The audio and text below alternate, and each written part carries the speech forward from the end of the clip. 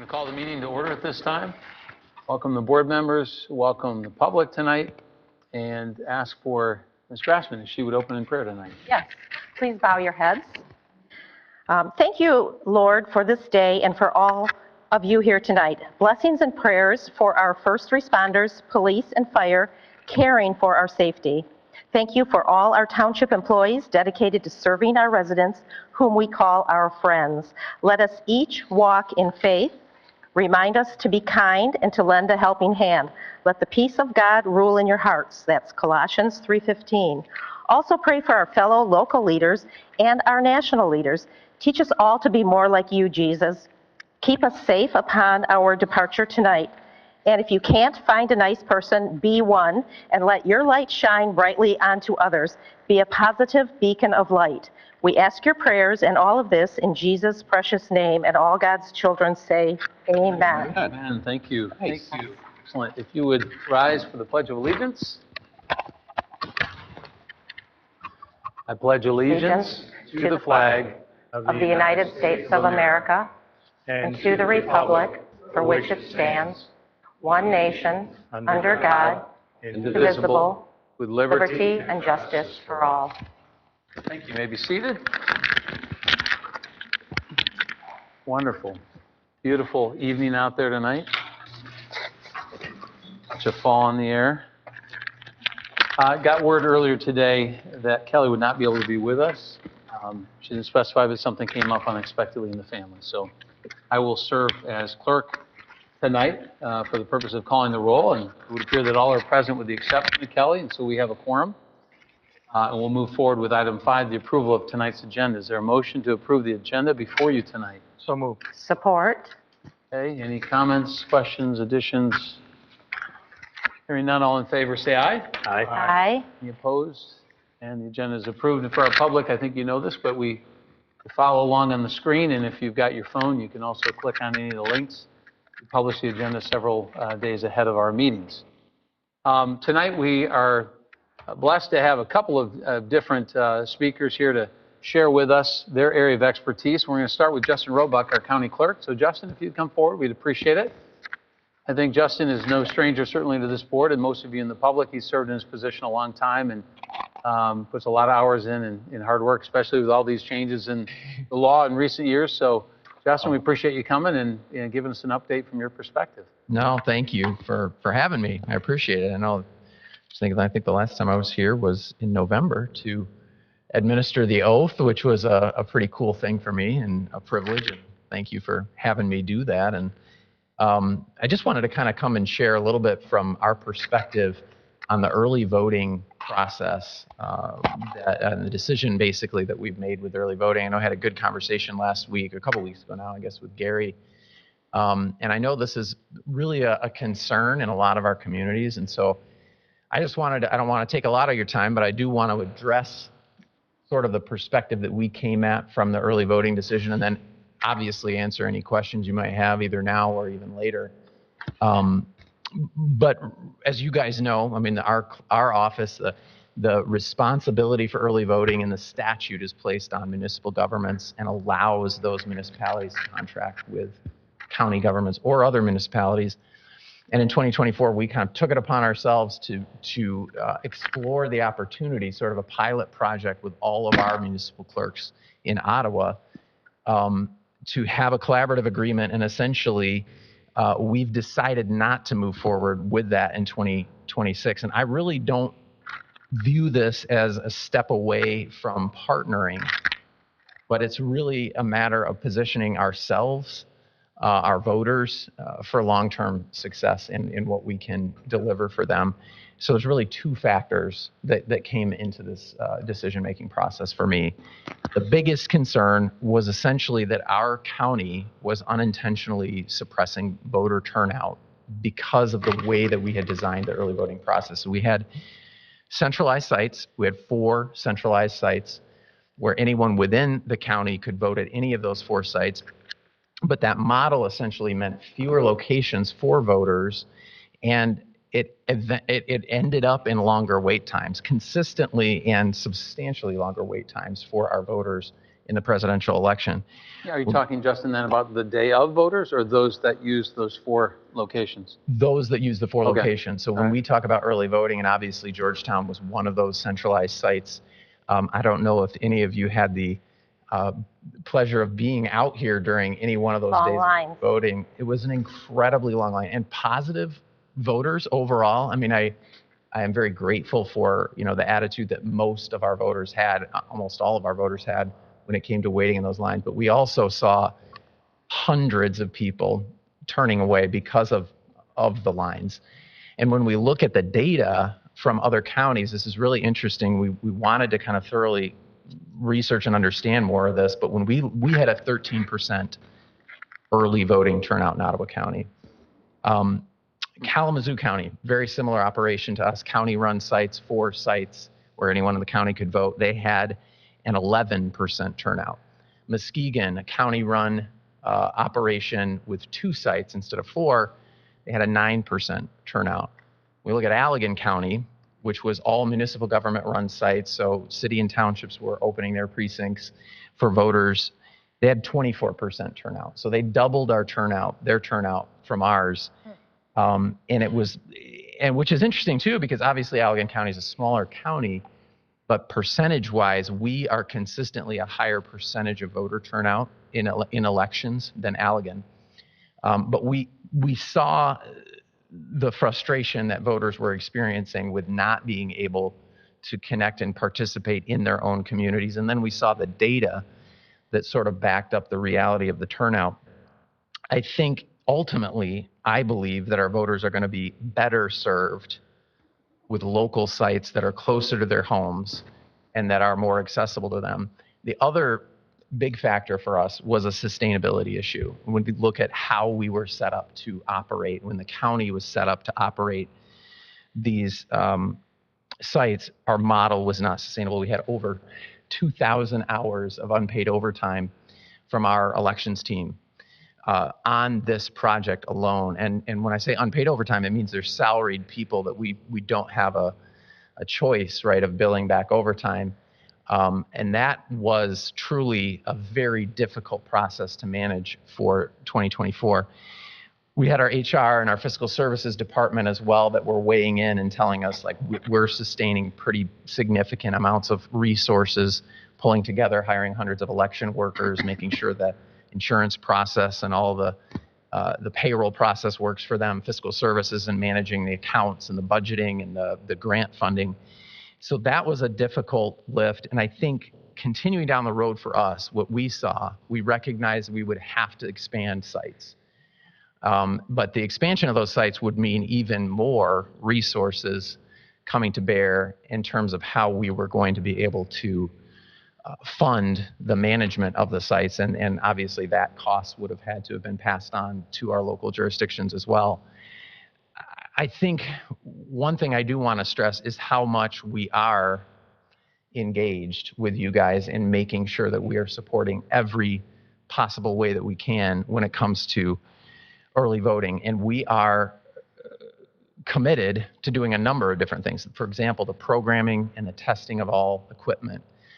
That is fully within our wheelhouse and our responsibility, and we'll continue doing that. The testing in particular is quite an extensive operation where we test every physical piece of equipment used throughout the county in whatever manner, whether it's absentee, early voting, or election day voting. But early voting alone entails the testing of thousands of ballots. Training, we train election workers across the county. Georgetown does a phenomenal job of training their workers as well. Michigan law allows jurisdictions with a 10,000 population or above to do their own training, but we offer training consistently to all of our community partners, regardless of size, and we're really drilling down on making sure that we have learned lessons from 2024 that we're incorporating in that training. We are focused on input from our local clerks to make that the best quality hands-on training that we can for all of our election workers. Troubleshooting and equipment support. This is a big factor for us, which makes us a little bit unique in Michigan. Ottawa County is currently the only county in the state that owns the election equipment. So in all of the other 82 counties, municipal governments purchase election equipment and fund the election equipment maintenance process, and the support of that equipment is their responsibility.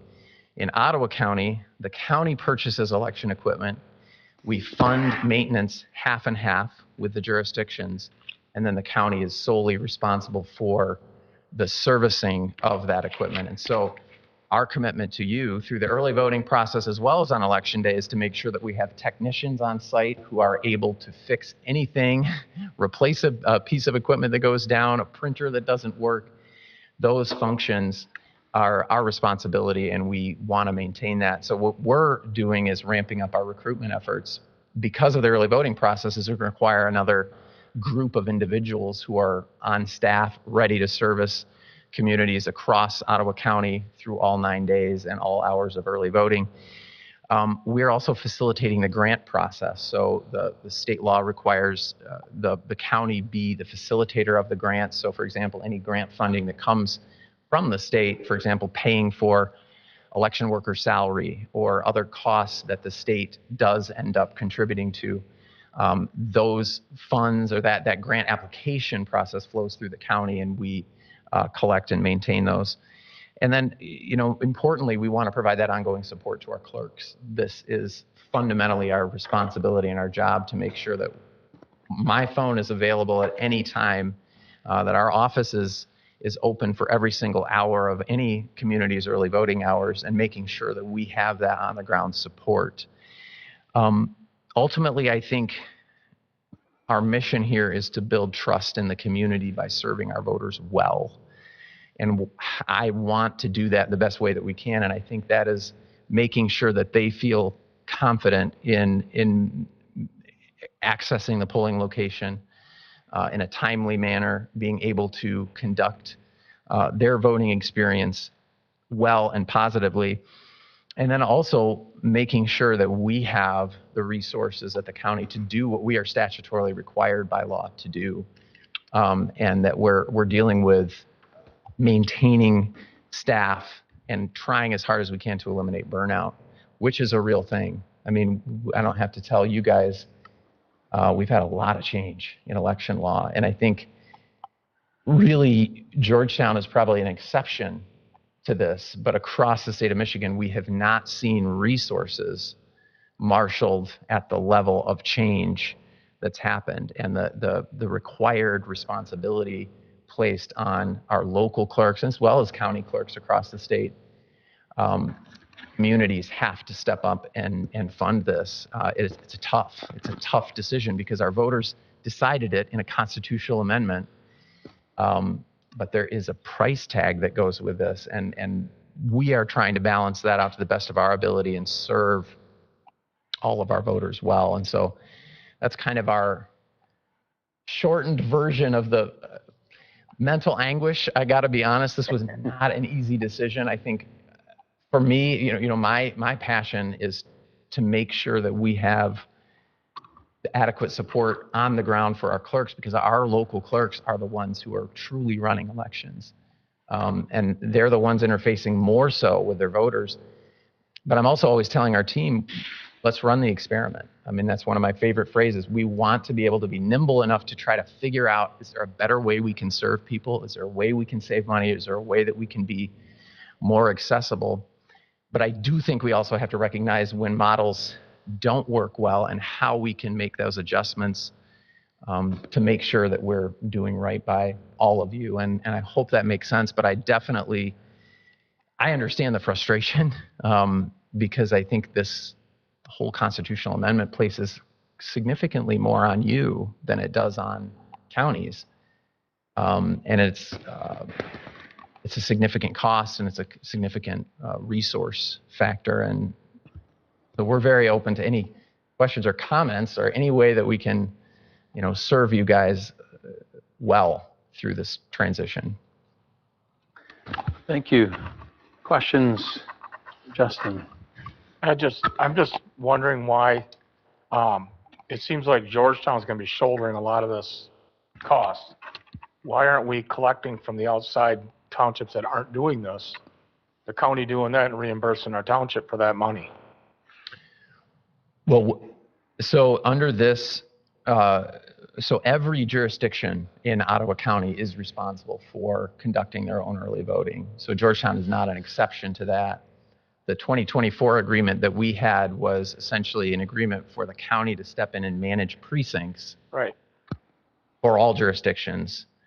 And that portion of our collaborative agreement is going away. And so the county is not managing precincts for any jurisdiction. So it's interesting because I was having a budget conversation with Kelly a few weeks ago. We were talking about this, where, I know you guys aren't surprised by this, but she was saying it literally is going to, and Amber as well, Amber and I had a conversation, it's literally going to take the elections budget times 4. Yeah. Extraordinary. I had a conversation last week with Chester Township, 1 precinct jurisdiction, 3,000 in population. And she said, my elections budget is quadrupling. Right. So that is a reality for all of us. And when you look, the voters essentially gave us nine more days. When you consider the cost of an election times 9. I get that, but there's only 4 sites in the county for the 9 days. But it seems like we're shouldering the cost of that for those that come from Blendon or Jamestown or any place else. Way though. What's that? It's going away is what he's saying. There won't be just 4 sites. There'll be a site in every jurisdiction. 23 sites. Okay. But yes, I Everyone think will shoulder their own. to your point, Georgetown hosted, Yeah. the site in 2024 that was a centralized site, and that was a huge lift. And my hat's off to Amber, who was my hero for many of those days of early voting. We had many conversations because So every district's going to have 9-day early voting now? yeah, and that Okay, is the constitutional. So I did not understand. I thought we were going back to the only 4 sites, and Georgetown was picking up the Gotcha. costs for everybody that was coming here. No, See, I misunderstood. That was my mistake. yeah, no, the sites will literally be every jurisdiction responsible. Now, we do have the ability for municipalities to contract with, so say, for example, we do have a couple of agreements, Holland Township and Park Township. They are going together. Their facility is at New Holland Township Recreation Center, which is a large facility, and they feel that for their voters who are kind of centrally, Park Township doesn't really have a community center, right? They've got a lot of voters traveling into Holland Township anyway to eat or work or shop or whatever. And so that is a site that is combined. And then we just have a couple of other ones, but otherwise every other municipal government will have their own. Well, I appreciate you explaining that. And I appreciate all you do too, by the way. I called you a few weeks ago, you picked up the call, and Oh, I absolutely. appreciate that too.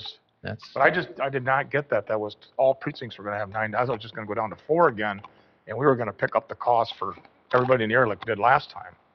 yeah, that would Okay.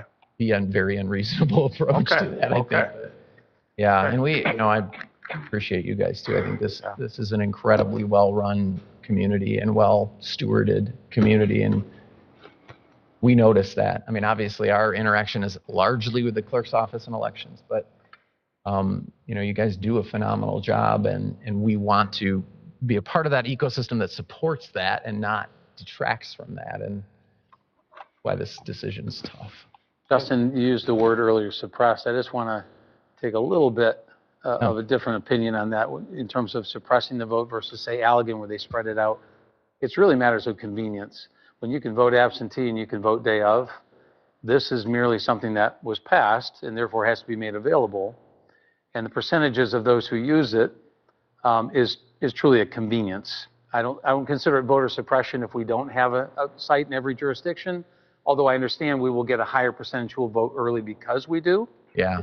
But it's just when you can vote absentee almost for no reason at all these days, Yeah. you can still get your vote in, whether you vote the day of or whether you're going to be absent. So it's convenience. But to your point, the county was trying a model, and it was expensive, and it cost you 2,000 hours of unpaid overtime and so on. It was arduous for you, hard to hang on to your people.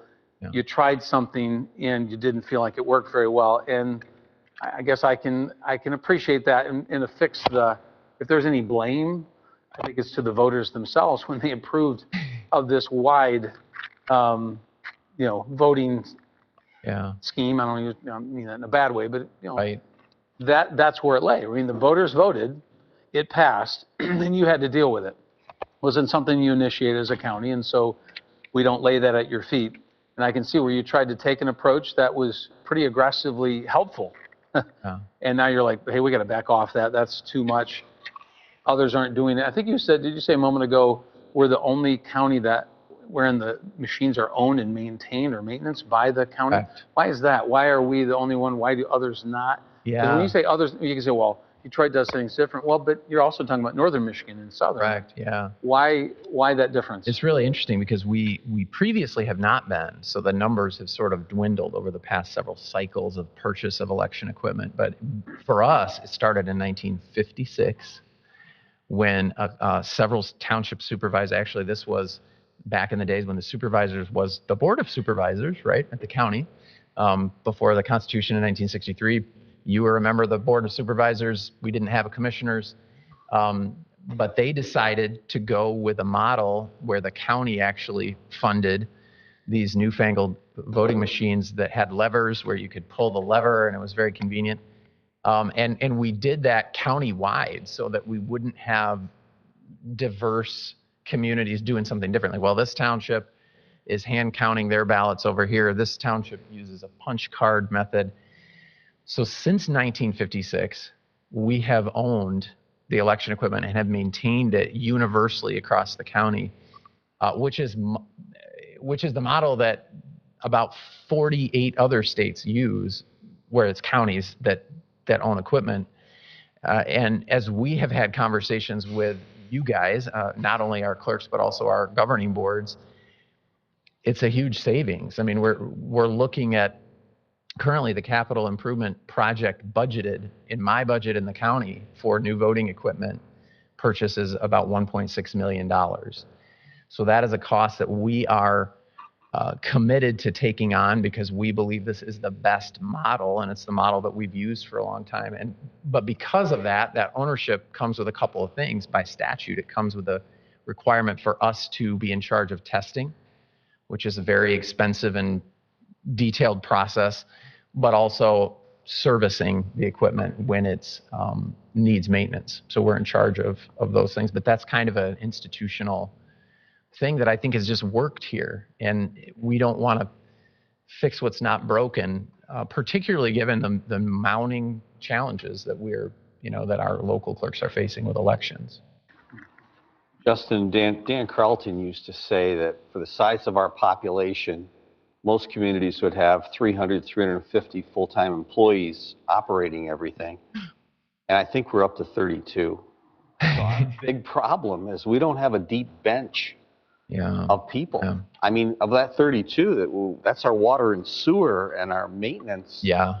And so we have just a handful of office people that do an incredible job. And it was run incredibly well by Dan and Rob, and now Justin has hit the ground running, doing an incredible job.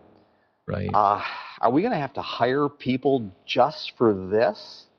Or do you have any thoughts for us? Because this is... Yeah, I mean, this is a big deal. It's a watershed change. When I was saying earlier, when voters, and this was not the first magnitude change. We had another one in 2018, which I think you alluded to, Mr. Chair, about the expansion of absentee voting rights, and we took on significantly more. Our local clerks took on significantly more there.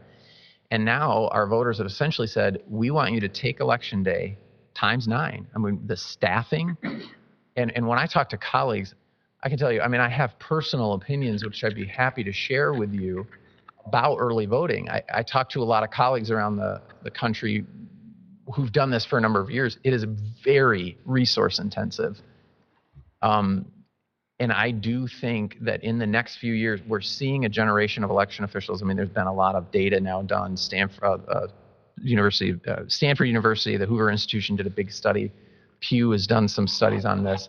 We're losing election officials at high rates of attrition. And part of the reason is because of this. We're adding more to the plate. And realistically, we have to be able to resource this well, because we can't think about, I mean, this is how we choose our government. This isn't, I mean, I know I'm biased, but this is a big deal. And so I think you should hire somebody more. There's my plug. Okay. I'm not here to tell you what to do. I'm really not. But I honestly do recognize that it results in significantly more resources. President Trump has talked about early voting, and actually he's floated a balloon of concerning, and I'm sure you've heard of this, that Yeah. he may suspend it for 2026 and not allow early. Now that'll be challenged in the courts. It's going to be Right. interesting to see what happens. Was it just mail-in votes? It was mail-in. It was, yeah, it was. It was mail-in voting, Yes, absentee votes. which I don't know if that's, because ours would be by statute by the state, so I'm not sure how all that's going to work. But Yeah. the corruption you have through this is what has everyone scared. Well, and I think, you know, we have an incredible system in the state of Michigan where, you know, the process of, there are multiple checkpoints of voter security when it comes to mailing an absentee ballot out, tracking that ballot, the voter responding with that ballot, signature verification that happens. I don't know how many hours, if you've tracked, Amber, that your staff takes to make phone calls when they're looking and verifying signatures to say to a voter, hey, you're going to have to come in and correct this and cure this ballot because it's not a signature that matches or that's on file, whether that's because I was 16 when I signed and now I'm 30 and my, you know, or I have a broken arm or I'm elderly. There's a lot of factors there, but the reality is we do have, we've been absentee voting in Michigan for 175 years. We've thought through a few things. We know how to do a secure system. We have a live database that's updated when someone casts an absentee ballot, that it shows that they are a voter and that they have voted and that they can't go to another jurisdiction or try to vote again in another way.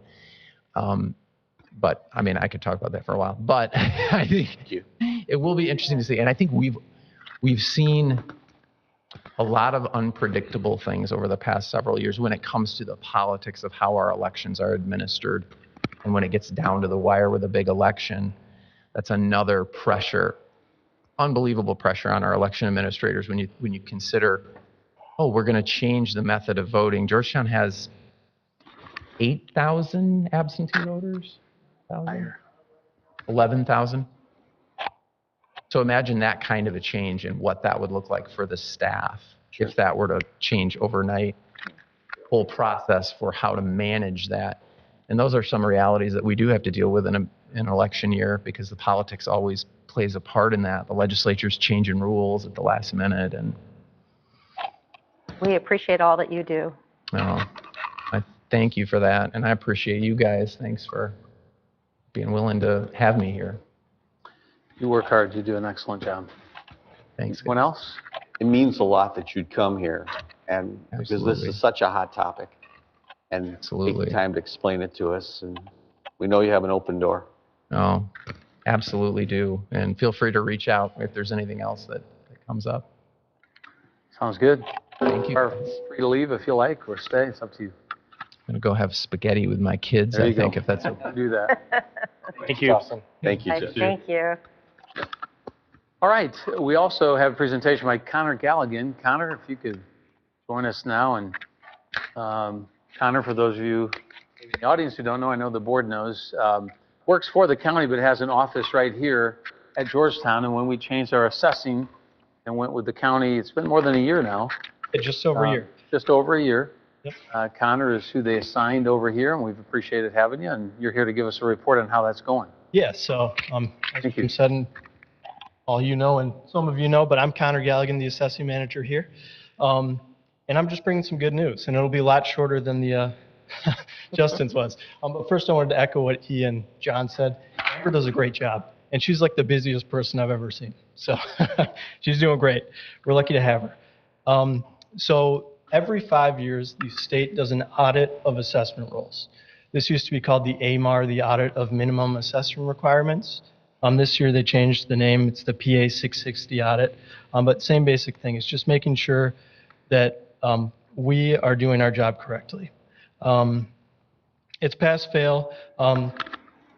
There's two basic parts to it. There's substantial compliance, and then there's technical compliance. We passed, is the good news. We actually got a little star on the top of our paperwork. She said it's the first time a county's gotten multiple stars. That was nice. We had one little issue where I added a name to a sheet that didn't need to be there. It was just our alternate board of review member. I didn't need to put her qualifications on because she didn't actually serve at any of the meetings this year. Don't have to fix it. It was just letting us know. So we passed that. The report will be mailed to Jim. I also sent a copy to Justin, so if anyone wants to look at that, it is available. Just wanted to throw out a thanks to Jill for the job she did, because this is just a audit of the 2025 roll. But if she hadn't been putting in the hard work for the past 15 years or whatever, there's no way we would have been in the good shape we're in now. And I have a big team, me and then 3 full-time people, Jen, Chris, and Beth, who do great work. And the fact that Jill was able to do it with herself and then Emily part-time, they're both awesome. They're great at what they do, but I'm amazed by what they were able to get done. So just want to thank them. Yeah, and all the units that Ottawa County Equalization does the assessing for did pass the review. Some other units in the county did not, but all of ours did. Yeah, any questions about? How many units in the county does the county handle the assessing for? We now do 7. So Okay. Grand Haven, Hudsonville, Polkton, us, Glendon, Rockery. Did I say City of Coopersville? No. Okay. Yeah. So, Okay. And we're not looking to take on any more. Obviously, that's never, that's just a lot more work. It's just if municipalities cannot find assessing services, then we're there as a backup. Right. Yep. Are you a level 4 assessor? I'm not. I'm a level Okay. 3. Brian signs the roll. So Brian is the director. He's a level 4. Got it. He actually does the signing. I do the work, and yep, he oversees it. Questions, anyone? Are you happier with us or Ottawa County? But honestly, I got 2 great teams here. It's crazy. Like, yeah, the office here is amazing.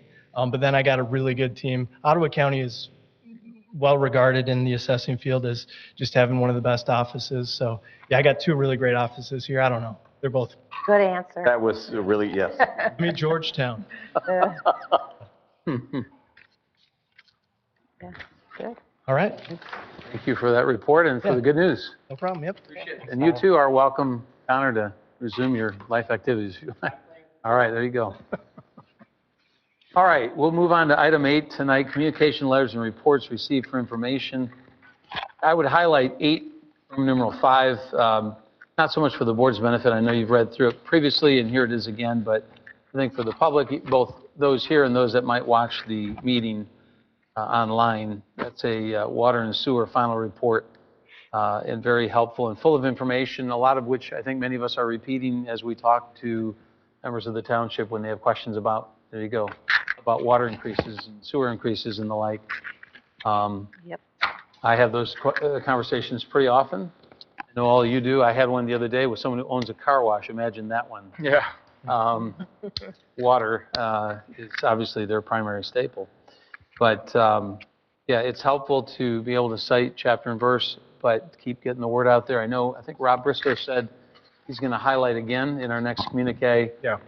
some of the information that's just essential that people can also bridge then to go to this meeting at this minute mark, to hear this presentation from the city of Wyoming or from our consultants, et cetera. You were going to say something, John, I can tell. Well, he did a terrific job on our website where he said, refer to June 6th, here's the link, 43-minute mark.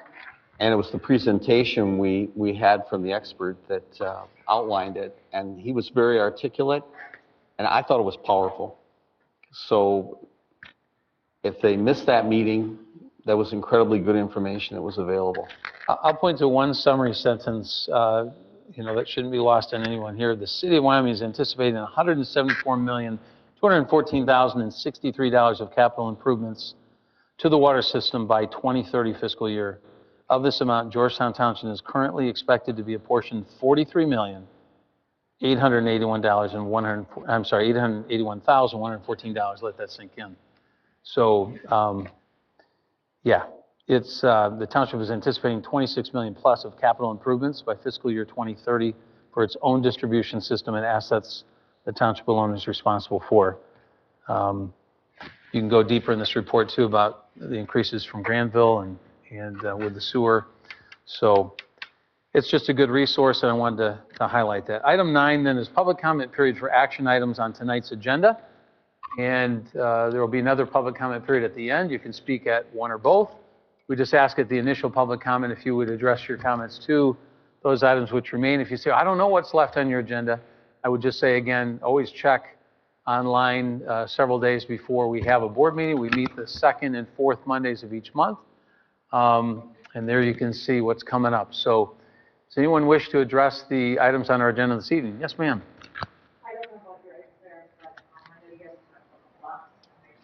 About the what, I'm sorry?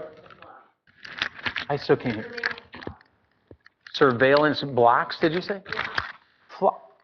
Flocks. Okay. Okay, sounds like a great second public comment period, only because that's not a specific agenda item. So we'll count on you for that. I see Joe's getting ready to get up. Joe, I'll just say if it makes any difference, because you are an agenda item tonight, in essence, you'll have an opportunity to come and speak at the point of that item if you'd prefer. I'm always amazed how you can fit into 3 minutes, but we don't need to see it tonight. All right. All right. Anyone else?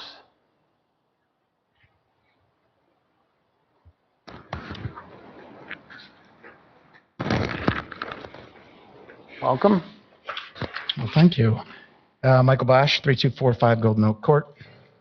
Couple items. Item 16, first of all, the lobby renovation.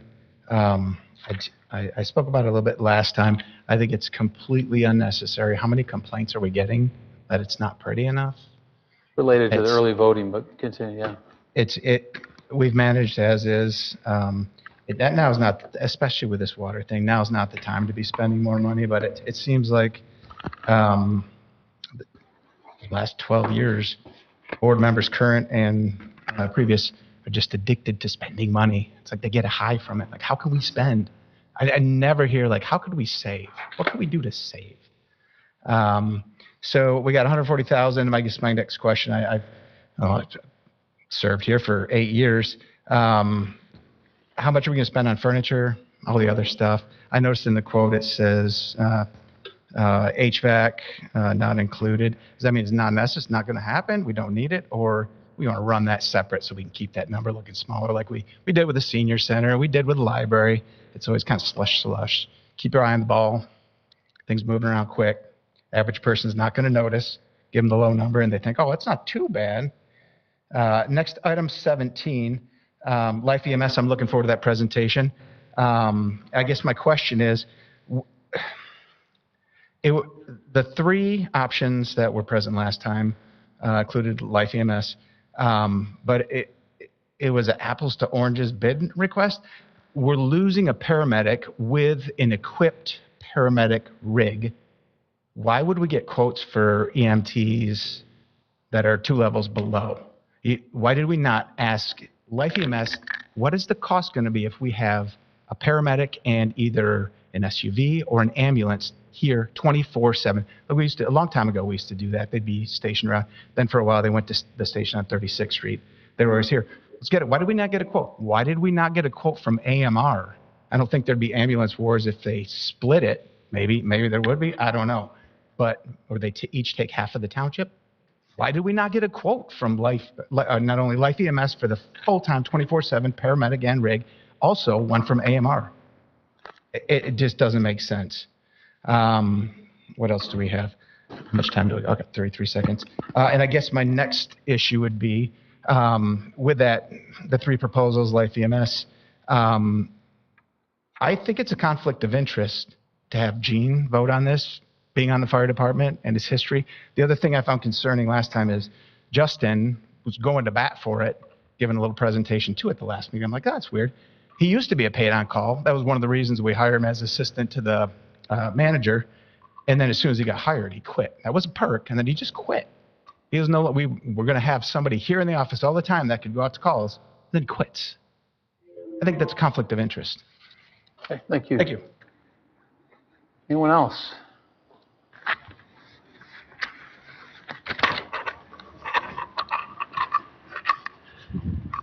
Sean Half, 1482 Winifred. Just quickly, I just Could you say it a little more clearly? I'm trying. 1482 Winifred Street. Got it. Thanks. No problem. Sorry about that. That's I no just asked, I support a resolution on the Campbell plant, and I just asked that the board vote in the affirmative on that. Thank you. Good. Anyone else? All right, seeing no one else, we'll close the initial public comment period. And at this point, we'll move on to item number 10, our consent agenda. Is there a motion to approve tonight's consent agenda? So moved. Support. Moved and supported. Comments, questions? Okay, hearing none, all in favor say aye. Aye. Any opposed? It's passed.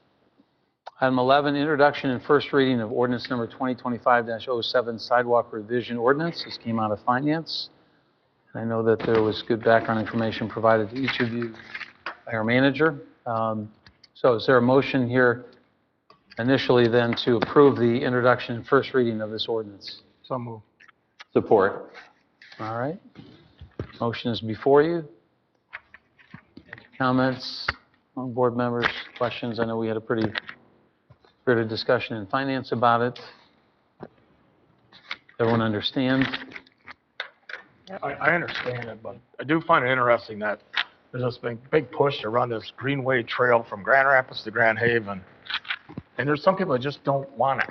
You know, if they got property on the Grand River, they don't want that 100 bicycles coming in front of their house. So we're making a provision so that we can continue the Greenway, but I do think sometimes a little bit of extortion. There's a big push in the media and everybody thinks it's a great thing, but not everybody thinks it's a great thing. It was all over the news, big stories on the news. Right. Oh, we're Couple of days. going to do this. Well, you can say that. But if I own property on the Grand River and I don't want bikes coming across my property, then I guess you're not going to come across. It's not going to happen. It's kind of a guilt trip. I kind of have a little problem with that. But this will resolve some of that if we can make this trail come around there. But I just kind of went, Yeah. That's- We aren't precluding the county, obviously, from doing what you're describing, but Right. we're making it, I suppose you could argue, less likely. right. Yeah. Right. But you see what I'm saying, though? There's just like this. They've been bullying their way along. I don't know how often they've resorted to, to eminent domain. Yeah, I don't know. Yeah. I don't know. I think they've negotiated a lot and they've Yeah. paid out money, and so on. Laudable goal, but, as you say, there's a limit to how much force you want to apply. Yeah. We jogged out on Cottonwood, as you guys know, and this would be a jog out on the Fillmore, which again is it would be in addition to other paving that's going to be done along Fillmore. I think. No, I understand that part of it. I'm Yeah. just Right. making the point that it just seems like it's kind of a bully pulpit for some things. Sure. Well, this will solve the problem now, but they still can negotiate with those people Right. and try to put it along the river. I So understand that option's still there. Yep. But if this wasn't done, then it could be tied up in the courts for many years. Yep. Anyone else? Okay. This is a roll call vote, and I'll call the roll here. So looking to my left, Kevin, Yes. Gary, Yes. Amy? Yes. I vote yes. Gene? Yes. John? Yes. It passes 6-0. Item number 12, full uninterruptible power supply quote and server room update. Is there a motion to accept the quote from Fusion IT? And I do see we have a representative here tonight. So moved. Support. Supported. I know you're here and would seem able to answer any questions. Would you also like to make a statement or prefer to just respond if people have questions? Back on what John was saying about how everybody here is lovely to work with. It's been an honor to serve Georgetown Township IT capacity. So I appreciate all of you and Justin and Could possibly we have a quick overview on why we need this? because you were pretty persuasive. And even before you get into technical, if you don't mind, could you, Justin, first of all, give just a quick overview of we got that generator recently that we authorized, and now we have this because we've had experience with things going down during voting or otherwise. Give the scenario what happened, at least one of the examples, and then you might be able to explain why from a technical standpoint that would prevent that. Yeah, so the generator actually is going to come next month. So we're working on bids for that. This is like the first step, one of two. Over the summer, actually 3-4 times here in the last 7 months, we've lost power to the township hall, and it's really killed, or it's wearing on our servers, it's wearing on our infrastructure that we have. The great resource that we have is I call it Fusion IT when we start having problems as the power comes back on. Sometimes we lose a phase, and Fusion came here and we started going through the system, through this network, which you see on the left is our current network room, and I'm going to let Mike kind of talk about the room and where we're at and where we want to go. Yeah, the picture really speaks for itself. If you look off to the right on that desk, there's actually the NVR, your camera system server. There is the door lock server, and there is also the new water meter server, which is down on the bottom. Those are all Blade. They're supposed to be rack mounted. There's also a switch up there on top of that NVR.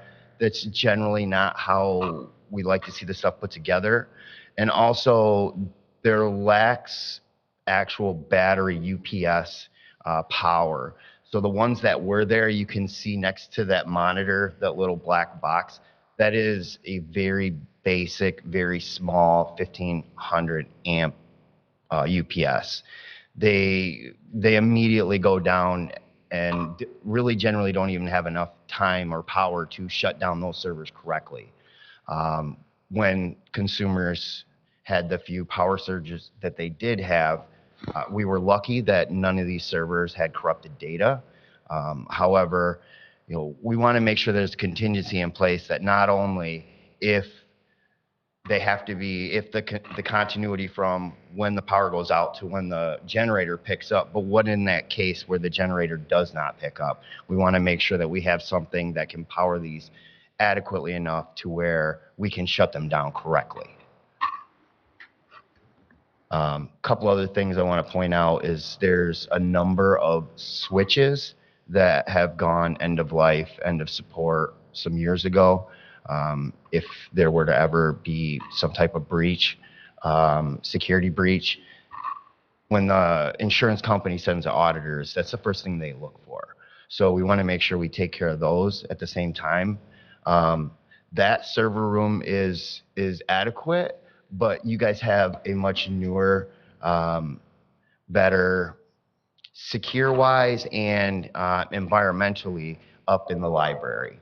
So we want to move these servers upstairs into that library server room, put them in those large racks, replace the switching that is end of life, end of support, and put some environmental sensors and the proper batteries to then power both scenarios for when the generator picks up and for if that generator doesn't turn on.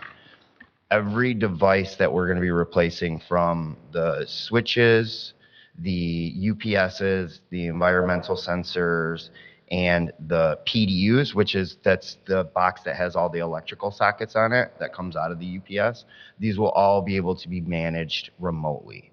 So we won't have to roll a truck. We won't have to have Justin or Andy yanking cables and moving stuff around trying to get hardware back up. All of our techs can just handle that remotely.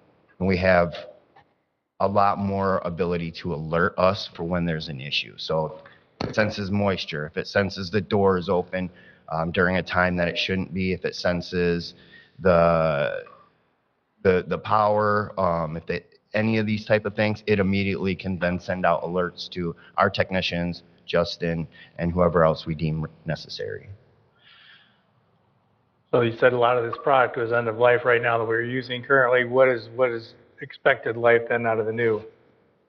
So Currently, right now, there's no end of life cycle. When they say the end of life cycle for the new switches, it's generally be 5 years after they put that date in place.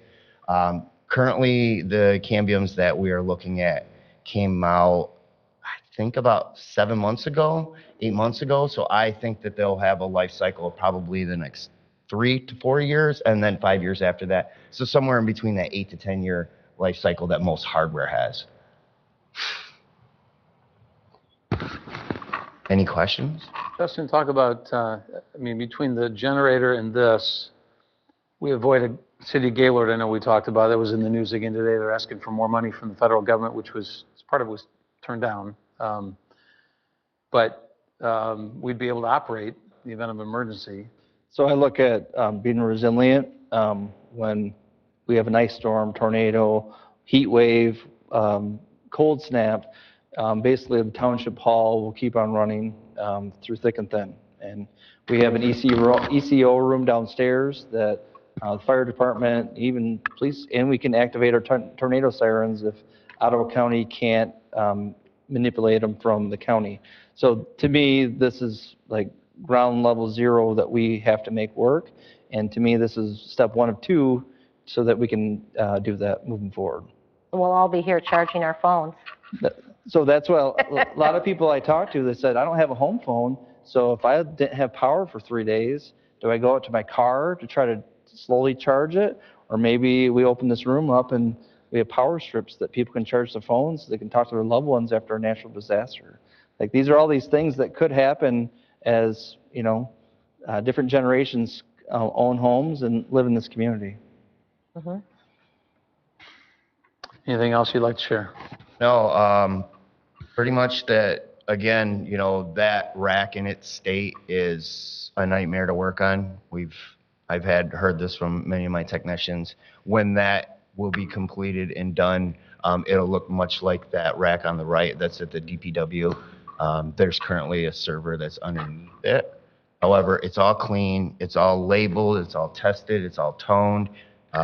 If a technician had to work on that, they would know exactly what they need to do instead of having to search for, you know, where are these cables going, what do they do? So. How long is the battery life? You say if the generator fails or doesn't come on, how long do we have from that point to before we need to either shut things down or get a backup service or thing? How long are those batteries? Is it just a 5-minute thing or an hour thing or an all-day thing? Or Okay, so I have down here, we're looking at closer to 55 minutes. Okay. But upstairs, where all these servers will be, there it would be closer to 25 minutes. And that's based off the current wattage load of all the devices. So if that doesn't come on, then we want to make sure we shut things down. Correct, yeah. Properly to avoid any issues. Yeah, so the way it will be configured is after 5 minutes, if it does not sense that the power has returned, it will go into an automatic shutdown mode. Okay. Okay. So when this has happened to us, Justin and Andy have had to take a lot of time because when it would kick back on, there were certain phases that would not. And then they had to know how to bring that up to speed and then call you in. So by having this, that's much less likely to happen. And then if we have a good backup generator, then we would be probably the place for the community to come to have power. Yeah, absolutely. Yeah. Yeah, it's all about continuity and making sure that we're staying up 100% of the time. So, and if there is that worst case scenario, that we're bracing for it. So. All right, appreciate it. Thank you. Thank you. Board members, any other comments? Okay, hearing none, your motion is before you. All in favor, say aye. Aye. Any opposed? Motion carries. We'll go on to item number 13, a resolution requesting the Campbell, do I have that right, 13? Is that right? Yes. You looked at me, I thought, all right. Yes. Resolution requesting the Campbell coal plant remain open. Is there a motion to approve the resolution requesting that the Campbell coal plant remain open as recommended by the Utilities Committee and as provided as a link within your... I will make a resolution. So moved. Support. Okay, I know that I promised Joe an opportunity to speak. I'm thinking it's to both items, but in particular the second one. Would you like to make your statement now before there's a vote on the first of our two agenda points here? Yes, hopefully it will be helpful, but however, I can help as far as. This, Joe, how about for this first one, which I suspect has good support? If there's anything you'd like to add to this? Yeah, that's better. I don't want to waste time. Okay, I think this has broad support, given the last vote that we had on the previous resolution. So anybody want to amplify anything about it, whether from utilities or not? Joe has done an incredible job supporting this, and not just with the board, but out in the community. And he's very visible. And many people have been critical, but he's handled it very, very well. And unpaid volunteer that just really believes in this. And he provides excellent information and very even-tempered, kind man, person to do this. Anyone? Anyone else? All right, it's a roll call vote. I'm going to look to my right this time. So a yes is you're approving this resolution. So John? Yes. Jean? Yes. I vote yes. Amy? Yes. Gary? Yes. Yes. And Kevin, okay. 6-0, appreciate that. Now I'd like to invite Joe up. This second one, I think, is a little more involved, and for those of us not on the Utilities Committee, I think we'd like to hear directly from you more in depth, and even that you take question and answer if people have those. Okay? Thank you. So we'll move on then to item number 14. This is a potential resolution to declare intent to join a committee dedicated to acquiring Consumers Energy's interest in the Camel Coal Plant. And I think before there's a motion made, why don't we just hear from you, Joe? Sure. Okay. Joseph Parnell McCarter, 6408 Renwood, Georgetown Township, volunteer leader of the Save the Campbell effort. A lot of the statements I make are going to be more impromptu. I first of all want to thank this board for considering this latest round of Campbell resolutions. If it had not been for your early support and that of Jamestown Board in the Save the Campbell effort, I am not sure I would have continued to press ahead with it. It really has been your support and encouragement, advice along the way has frankly been totally pivotal. Now on this, I'm going to go off what I script of what I'm saying here. As far as this committee would simply be for informational purposes. In other words, it's not binding. The committee is to gather information to determine the viability and the wisdom of trying to get control of the Campbell and control of electric as an option, okay? But there's nothing, it's just to gather information. The sad reality at this point is that Consumers Energy and the MPSC, which rules it, which under Whitmer's appointees, is really committed to the net zero agenda. I mean, they want to, their goal is to basically remove fossil fuel plants and to go to solar, wind, and battery. As you may know, Blendon Township people have started getting wind of this. There's also a battery plant planned for Port Sheldon Township, and I don't think people really fully understood what a battery storage plant, a massive battery storage plant means for your community in terms of the fire evacuation and the risk of those battery storage plants, or frankly, a lithium-ion battery storage plant, are far greater than the Campbell ever was. And especially with the anti-polluting equipment of the Campbell. And actually, I mean, I'm a believer that more even should be done on that, okay? But the risks are so much greater, and the whole net zero agenda at this point is so unrealistic. In terms of, like even this with battery, it stores energy for 4 hours.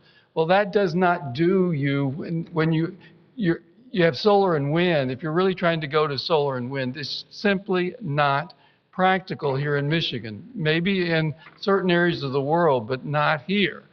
And so they're on this agenda that frankly is unrealistic. And yet we're the ones paying, we're going to be the ones paying for it. We're going to be the ones paying for it with these battery plants, which are, we don't need the battery plants if we have fossil fuel plants. We don't even have them now. So why do we?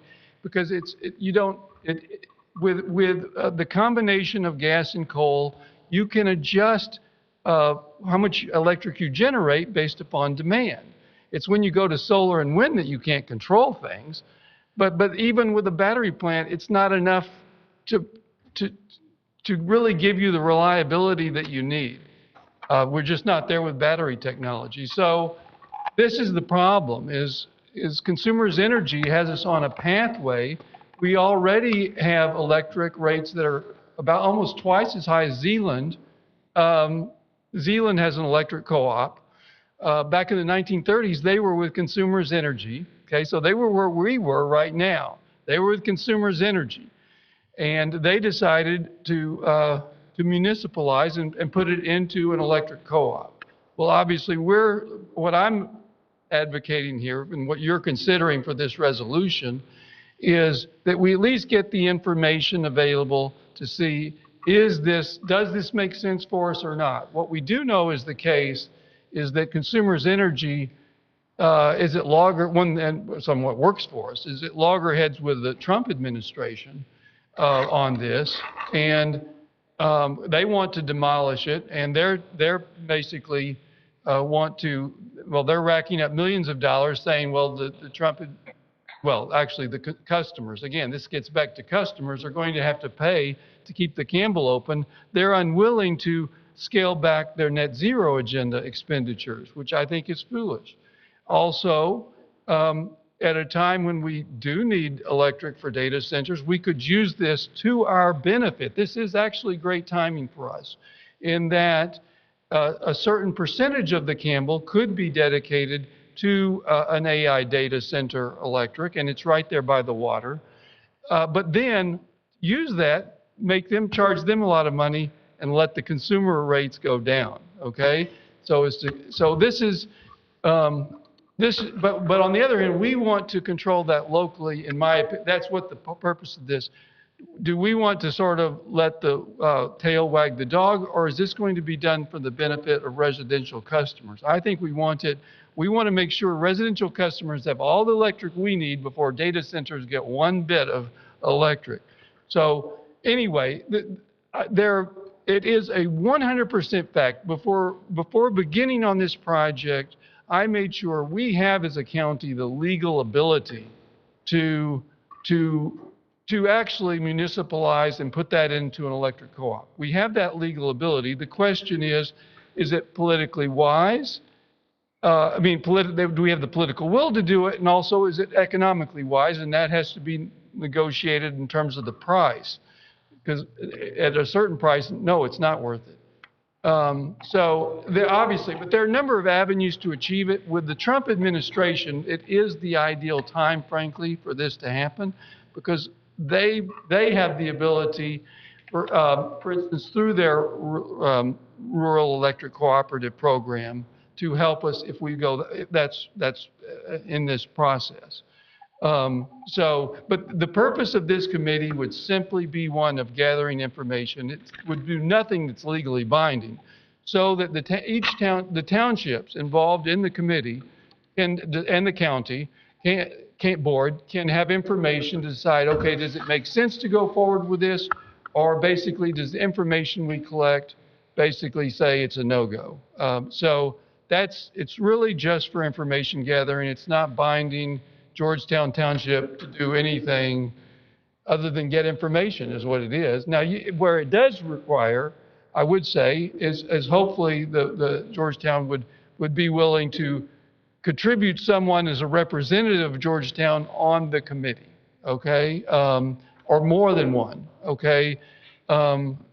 So that would be, as a practical matter of this. But as far as binding Georgetown Township that we're going to go, actually do this, no, it's binding no one. It's just gathering information.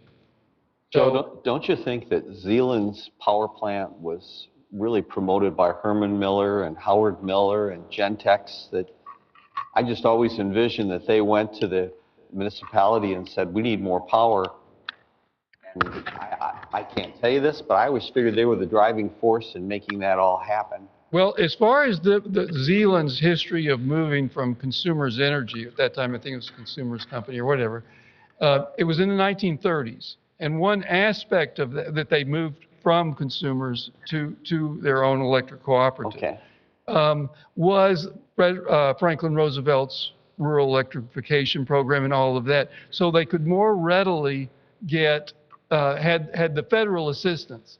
Well, it so happens that we have a series, with the Trump administration being basically supportive of what we would be doing, and Consumers Energy taking a tack that's very, and the MPSC taking a tack very opposed to the Trump administration, probably we have no better time to get assistance from the federal government, which frankly, as a practical matter, it makes the job a lot easier. Okay, there's no... What do you think about Trump saying, no net zero, open that plant up, use it, and I think that's the direction it's going to go. I think this net zero is going to fall apart. Well, the only thing that I would say on this is, I mean, just as it now stands, Consumers Energy, of course, is very much against that, and the state is very much against that. So what we have is really a waste of what we have going on. I don't know that can the Trump administration actually stop? Will they stop all the net zero plans from being executed in the state, or really do we have a situation where we sort of have both, which is frankly expensive? In order to have, if we're doing both, it's like, and that's what the cost recovery, I don't know if you've read about what Consumers Energy is trying to do with basically who's going to pay for, they say, keeping the Campbell open. This is why I get hate mail, because, they say, well, Joseph, you pick up the bill for this because you're the one who started this thing. But right now, I mean, Consumers is saying someone has to pick up the bill to keep the Campbell open. Okay. Now, like I say, and this was in terms of the first resolution you just passed, is, well, just stop doing the net zero expenditure or scale them back significantly and look into an AI data center. It actually can be a net positive for Consumers Energy. There's no cost. But the way Consumers Energy right now is doing it, keeping up the net zero program plus keeping the Campbell open, I'll admit there's a cost.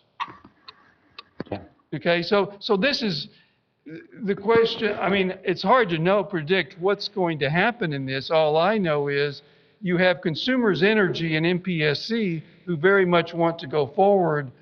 And it's not just go forward in terms of just as the law requires. Consumers Energy is going far more aggressively into net zero. They did not have to close the Campbell in 2025. The Monroe plant of DTE is not closing until 2032. They could have kept this open until 2032, and arguably longer than that, even according to the law. They are just pursuing net zero very aggressively. Sure. And frankly, they really haven't stopped pursuing it aggressively. They're just bowing, okay, we'll follow the Trump administration on this, but who's going to pay the bills? The customers. Okay, so this is not going to be nice for us, okay, because they're still producing electricity. Yes. And when you were being attacked on social media, they said, okay, this is $1 million a day. Mm-hmm. But they're producing electricity. I mean, there's got to be profits there. Are they saying that there's $1 million loss? Well, that's what they're arguing. I mean, I will say this. There is, but of course, this is one of my objections with net zero agenda overall, is you have duplicate, it's almost inherent in it. Unless you are going to have load shedding and blackouts, you're going to have duplication of fossil fuel plants plus the solar, wind, and battery in order to get the reliable electric you need. So you either are going to have blackouts, which, yes, you could go to total solar, wind, and battery, but then you're probably going to have periods of load shedding or blackouts. Or you can go the other route. You have duplications. You have all these fossil fuel plants, and you have solar. At times when things are great, you're producing 2 or 3 times the amount of electricity you need. At times So what I'm getting at, no, they're actually, I don't deny that Consumers Energy is telling the truth in the sense that as they're doing it, this is a waste of money. Okay. I'm just saying the question is, because they have duplication of electric generation. They do. But the question is what's the solution to it? Is the solution what they're doing? Well, you know, in that case, what they're doing is basically making the customers, us, put the bill for their way of doing this. Or, again, I'm just saying, if I had my druthers, what we would do is we would cut back on the net zero. We wouldn't even, I mean, someone's going to end up paying for that battery plant in Blendon. And I'll tell you who it's going to be. It's going to be Consumers Energy customers. They're going to make a contract with Consumers Energy anyway.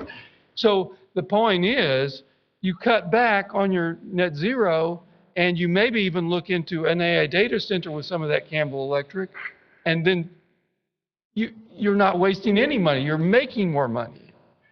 And then use that to cut consumer energy customers' rates. That's all I'm saying. So, but as it's now, I will say, no, their Consumers Energy is telling the truth, but they do have more expensive because they have duplication of services. Yeah, that's the reality. You know, Consumers Campbell plant never needed a backup, but solar needs a backup. Yes. Okay. Solar needs a backup. And I can say that because I have an off-grid cabin that's totally run on solar. And come November, I'll have to back the batteries up with a generator because you don't have sun. So if somebody wants to argue with me, I'm the wrong guy to argue with because I've run 3 years solar, total solar. In fact, 90% of the solar companies I contacted to put solar on wouldn't even talk to me unless I was hooked to the grid itself because they know you can't run off solar. So system, I have the system, I run the system, I know the system.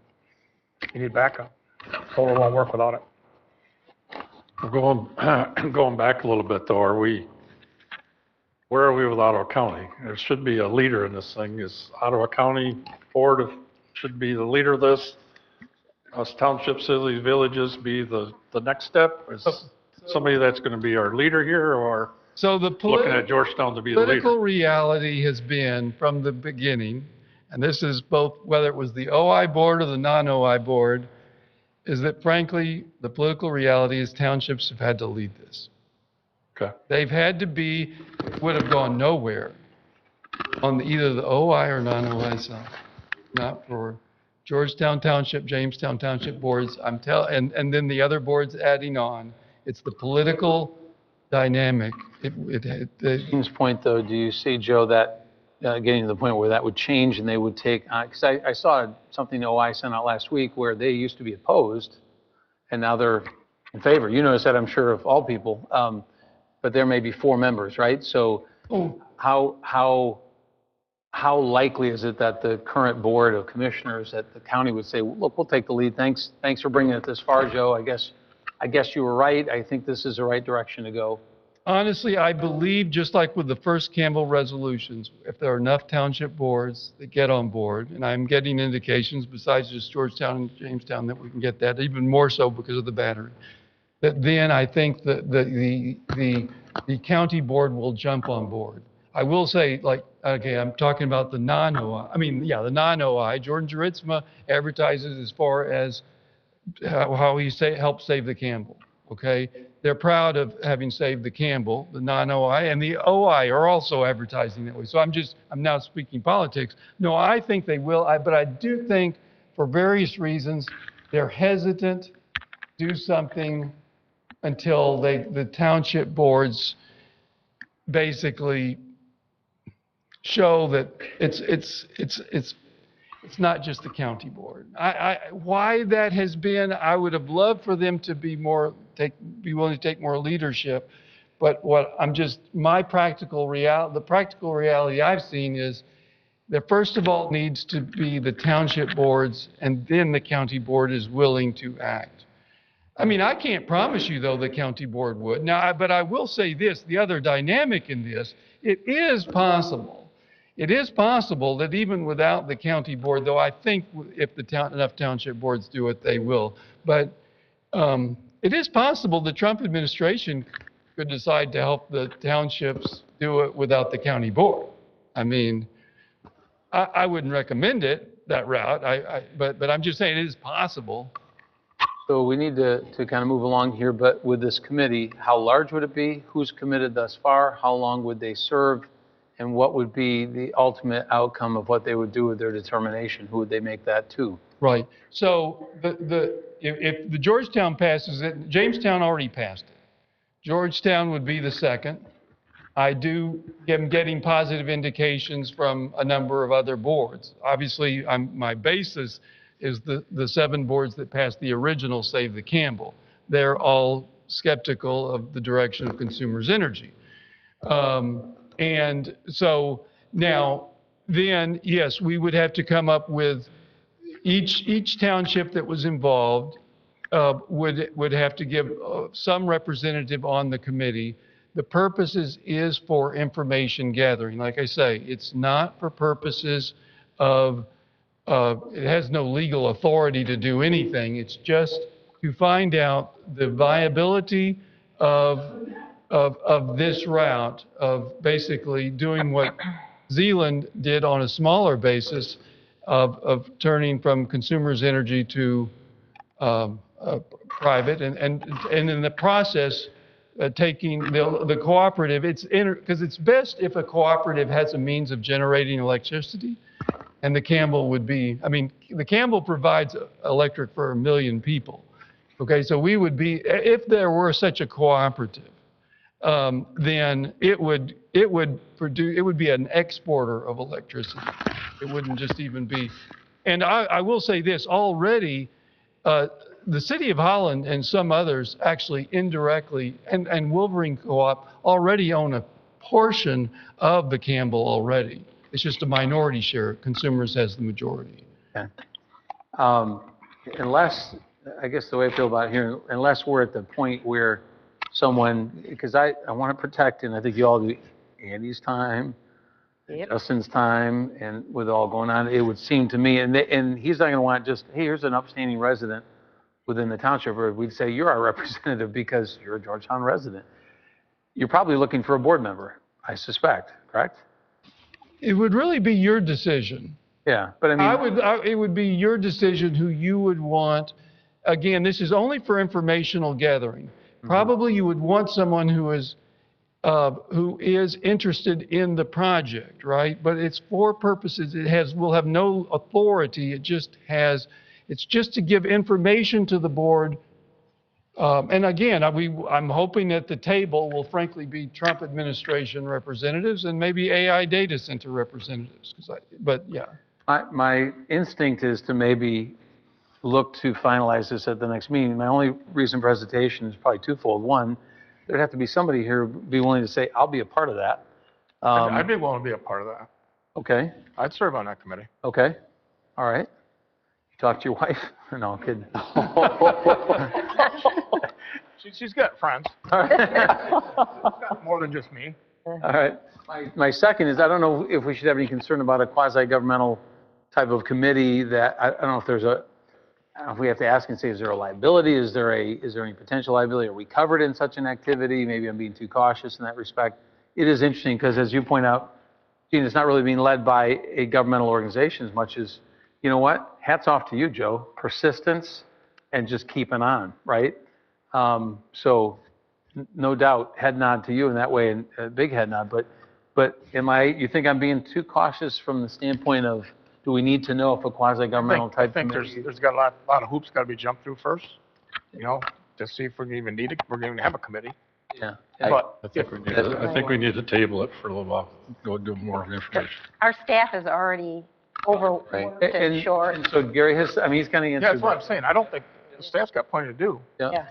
The fact that Gary is open to doing this is very powerful. Yeah. And Gary, if you're interested, I'd be willing to support it.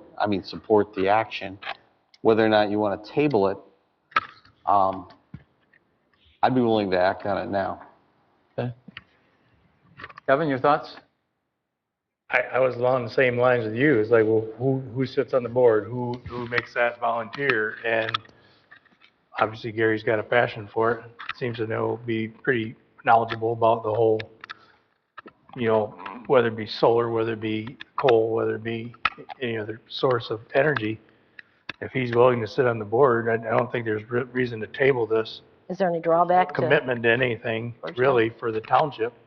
It's just so that he can come back to us and say, this is where they're at now. And who knows? 2 months from right now, they might go plant shut and the committee's done. Yeah. And it could Information go on for another 2 gathering. years. Yeah, it's just information. I do want I to. suspect too that Georgetown is important to your recruitment efforts because. I will Right. say this, I want to speak at the practical level. I can't tell you how many people, actually, look, Georgetown Township is the largest municipality in Ottawa County. Okay, that's by far, actually. And it is very hard to get support for Jamestown is unique.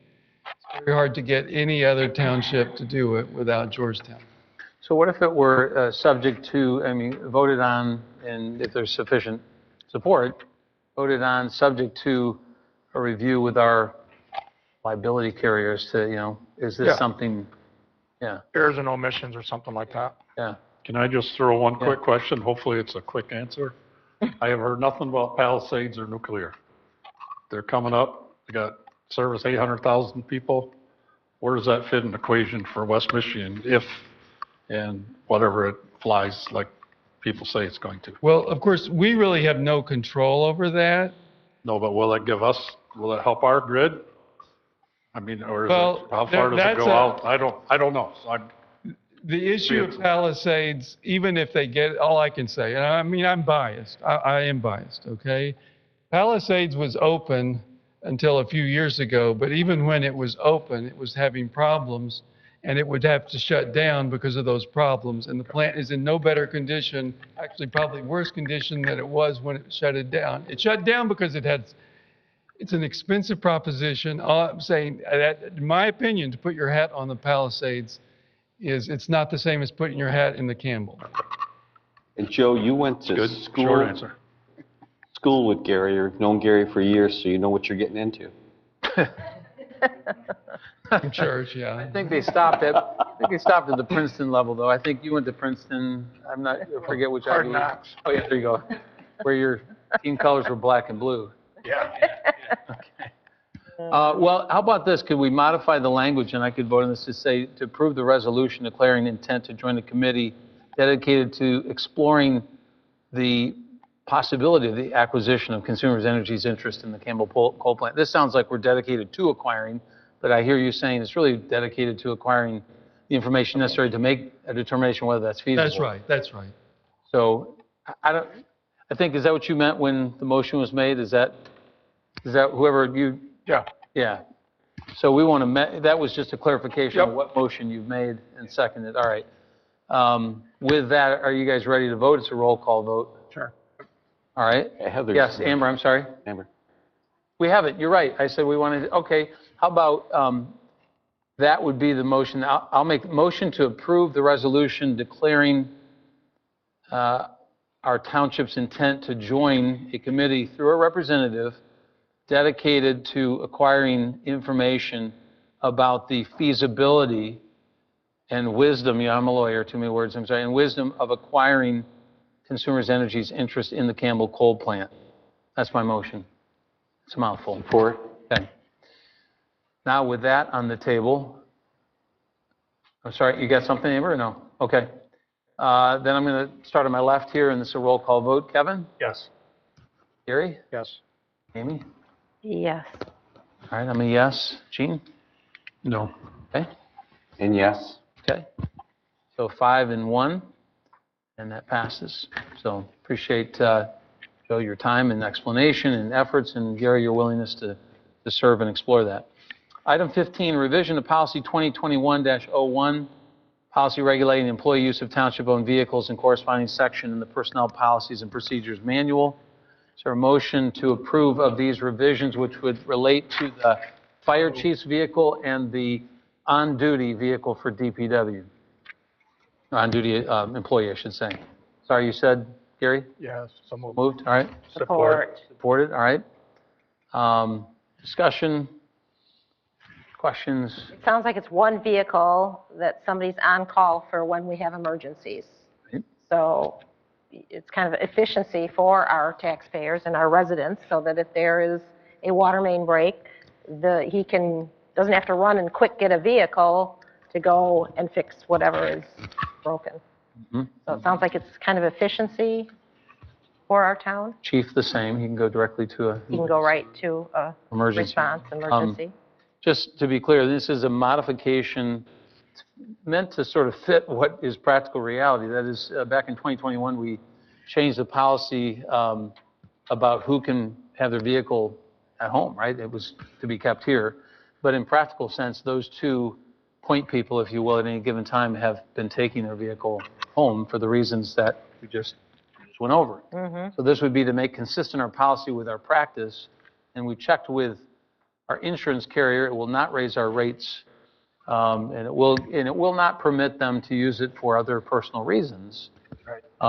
So I think, if anything, it probably shores us up for what our present reality is, that they couldn't use that as maybe a way to negate coverage in the event of an incident or something. So it's not a complete repealing of what was done then. It's more of a narrow change, if you will, to match reality.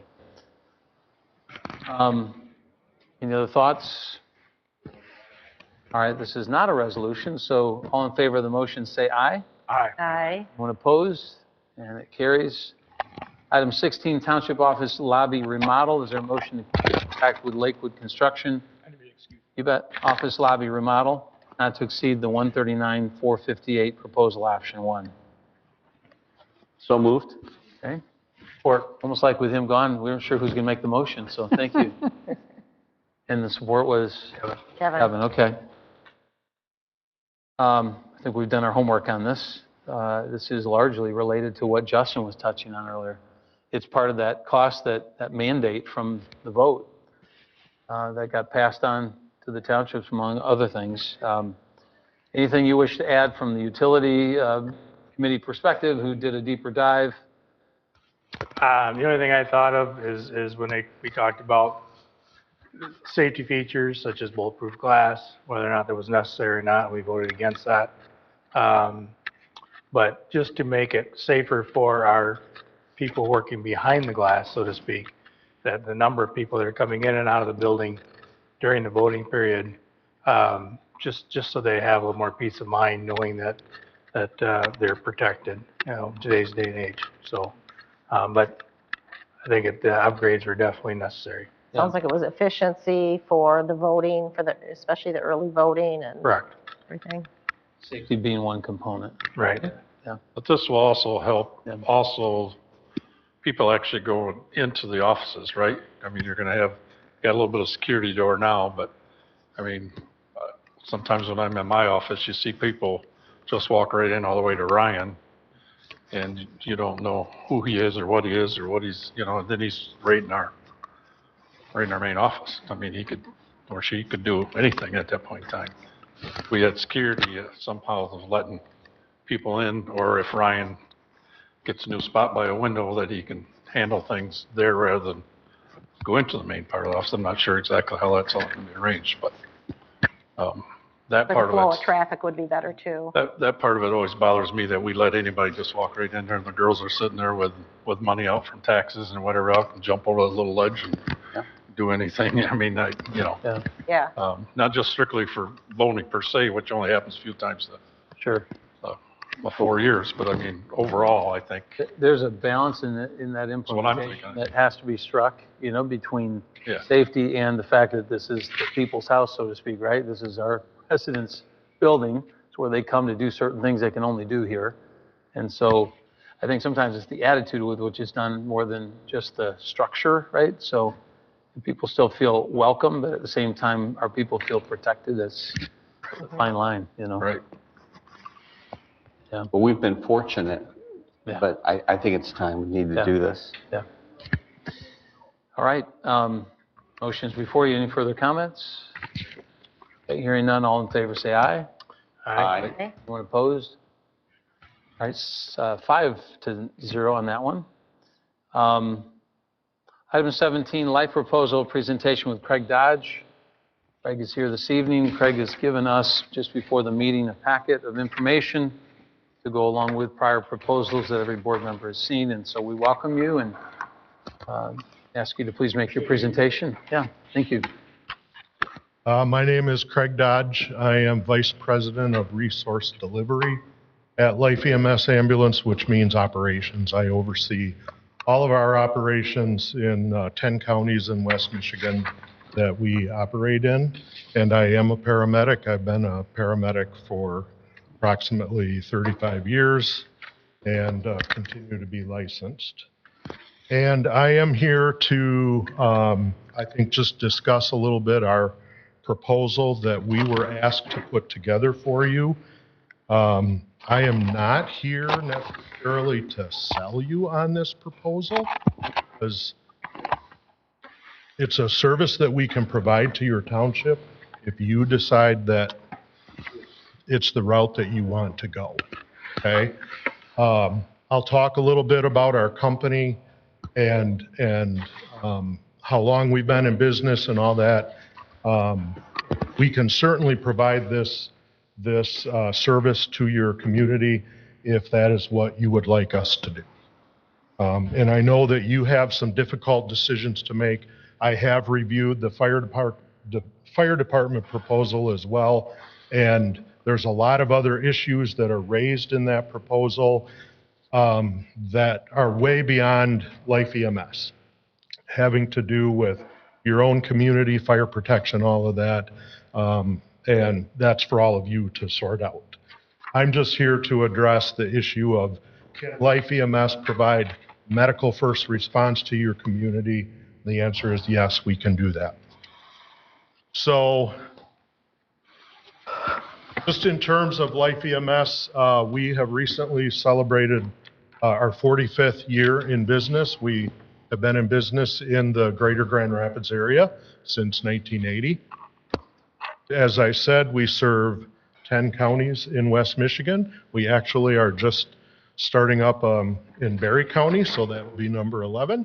We have over 700 associates in West Michigan, a mix of paramedics, EMTs, billers, mobility associates, behavioral health associates. We have 84 ambulances, 51 mobility vans, like wheelchair vans that we use throughout West Michigan. And we also have 9 behavioral health transport vehicles. Those are Ford Escapes. That's a relatively new service that we provide. Basically, what we have done is we have started to transport behavioral health or psychiatric patients in those vehicles instead of in an ambulance. And one of the big benefits for communities is that's a service that has been being done by ambulance, and now we're keeping the ambulances available for what they should be used for, which is emergency calls, because they're not tied up on as many of these behavioral type responses. So there's a list of the many different services that we provide, such as behavioral health, integrated care paramedics, telemedicine, tactical, that kind of stuff. So our proposal, which I'm assuming that all of you have read that, I know that it's been available to you for some time.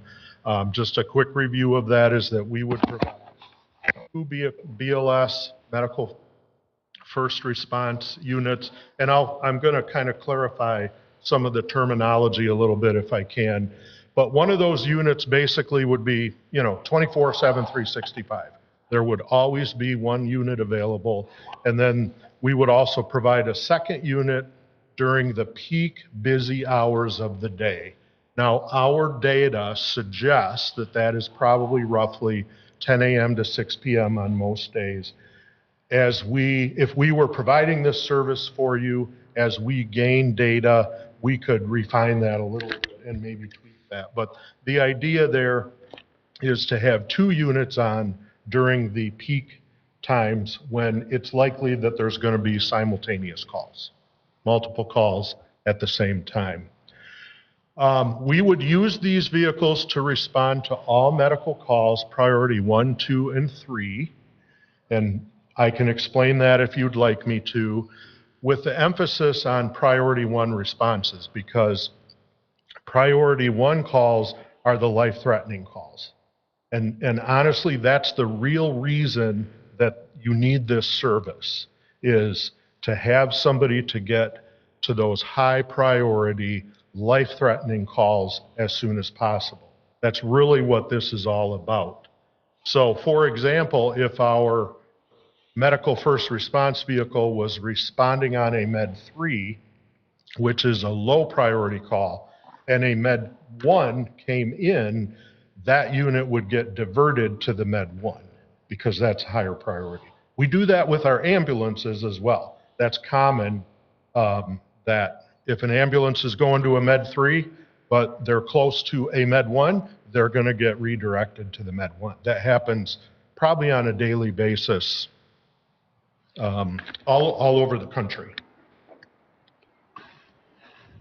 We would manage all aspects of providing this service. In our proposal, we called it sort of turnkey. You guys would be hiring us to do this, and we would manage it, we would report to you, and we would provide the service, and you would really not have to worry about it.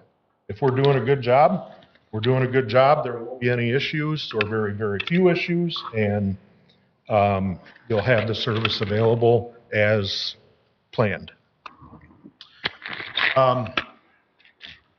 We already have in place the basic infrastructure to provide the service. Ottawa County would, they receive the 911 calls. They already give us ambulance calls, and they would give us the request, and we would be dispatching both the medical first response vehicle and an ambulance at the same time, okay? The difference would be that the medical first response unit is dedicated to Georgetown Township. They're not going to go anywhere else. They're not going to be transporting patients into Grand Rapids to the hospital. So they're going to always be here in your community. As soon as they clear one call, they would be available for another call. The pricing that we gave you is in the proposal. The first year, $520,000. That's for both of those vehicles, for us to, again, provide you with that turnkey service. We will, of course, provide you with response time data. I'm actually going to show you some data coming up here, and any other data that is needed or requested. We are very transparent in our operations. We don't mind at all sharing how we are doing. Most of the time we do very well, but sometimes we don't, and we need to be held accountable. And we're okay with that. This is what we call a heat map. Probably this is not going to be any surprise to anybody here.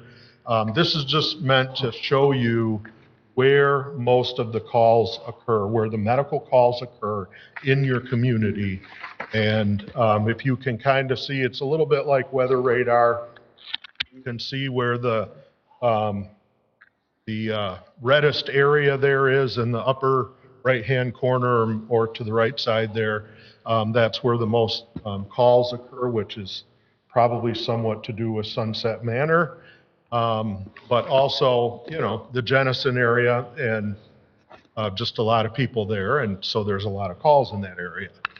I do also want to point out to you that Hudsonville, even though it takes up a portion of your township, is not a part of this.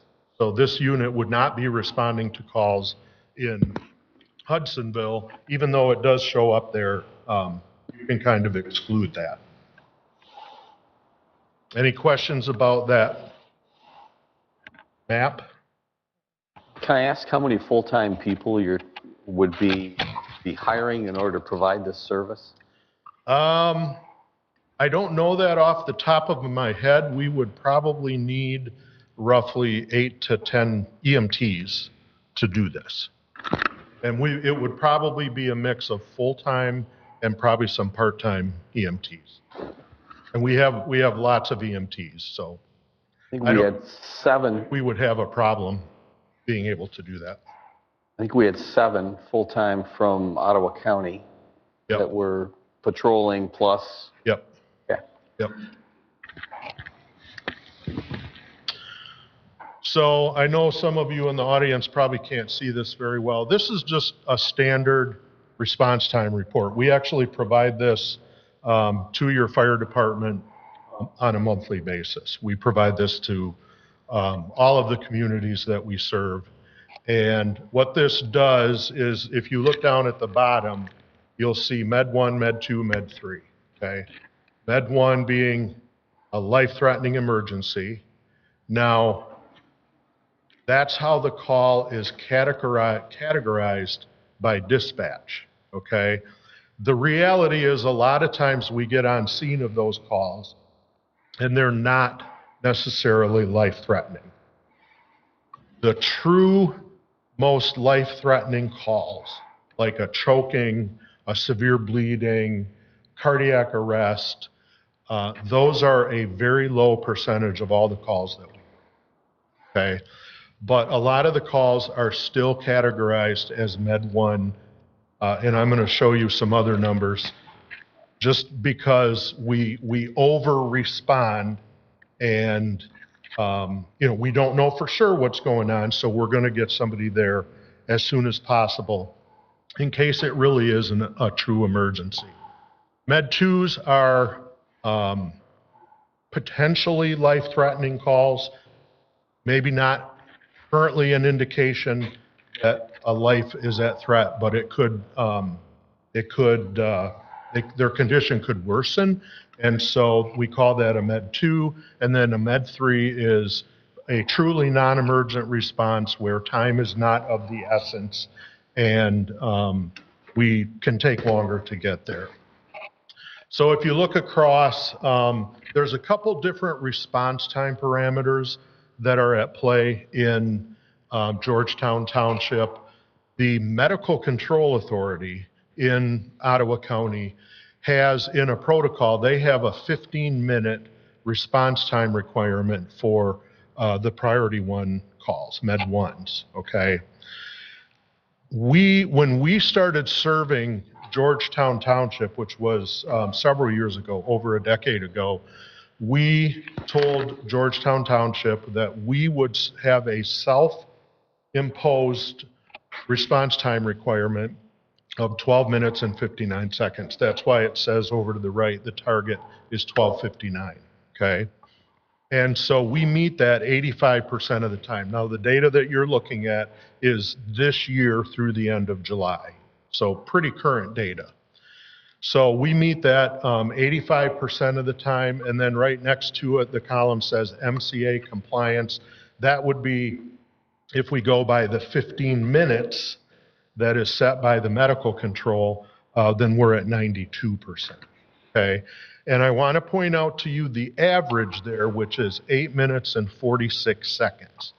So we're talking here about ambulances. And what that's telling you is that we have an ambulance on scene, on average, in less than 9 minutes for priority 1 calls in this township. Do Okay? you believe that time would go down if you were hired? Pardon? If you were hired as the primary ambulance in the township with 2 people, do you believe that time would go down? No, I don't think that number will change. Okay. Because what you decide to do with this first response stuff, that it's not going to change anything we do from an ambulance perspective. Okay. Okay? We're still going to be providing the exact same service that we are right now. Okay. For you. That's a good question. So overall, right now, for all types of calls, our average response time is 10 minutes and 49 seconds. So really under 11 minutes to get an ambulance, and that's actually really good. So where does the medical first response fit into all of this? The medical first response service is vitally important. Now, we operate in those 10 counties in a lot of areas where there is no medical first response service. I live in Newaygo County, and a lot of Newaygo County, there's no first responders. The fire departments don't provide that service.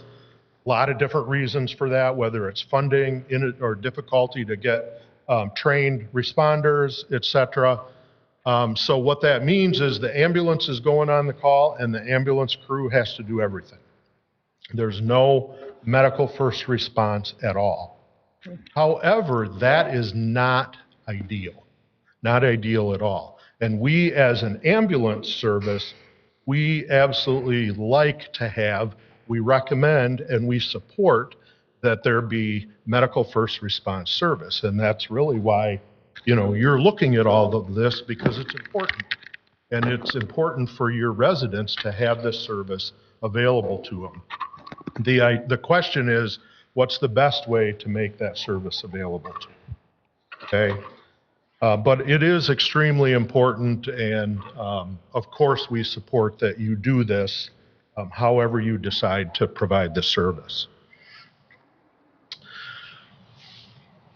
The key is that you want the first responders to respond, the medical first responders to get there, in most cases before the ambulance does, so that if an airway needs to be opened, if CPR needs to be done and an AED applied, if there's severe bleeding that needs to be stopped, those are the time critical interventions that an EMT can provide, or an MFR, a medical first responder, can provide before the paramedic ambulance gets there, okay?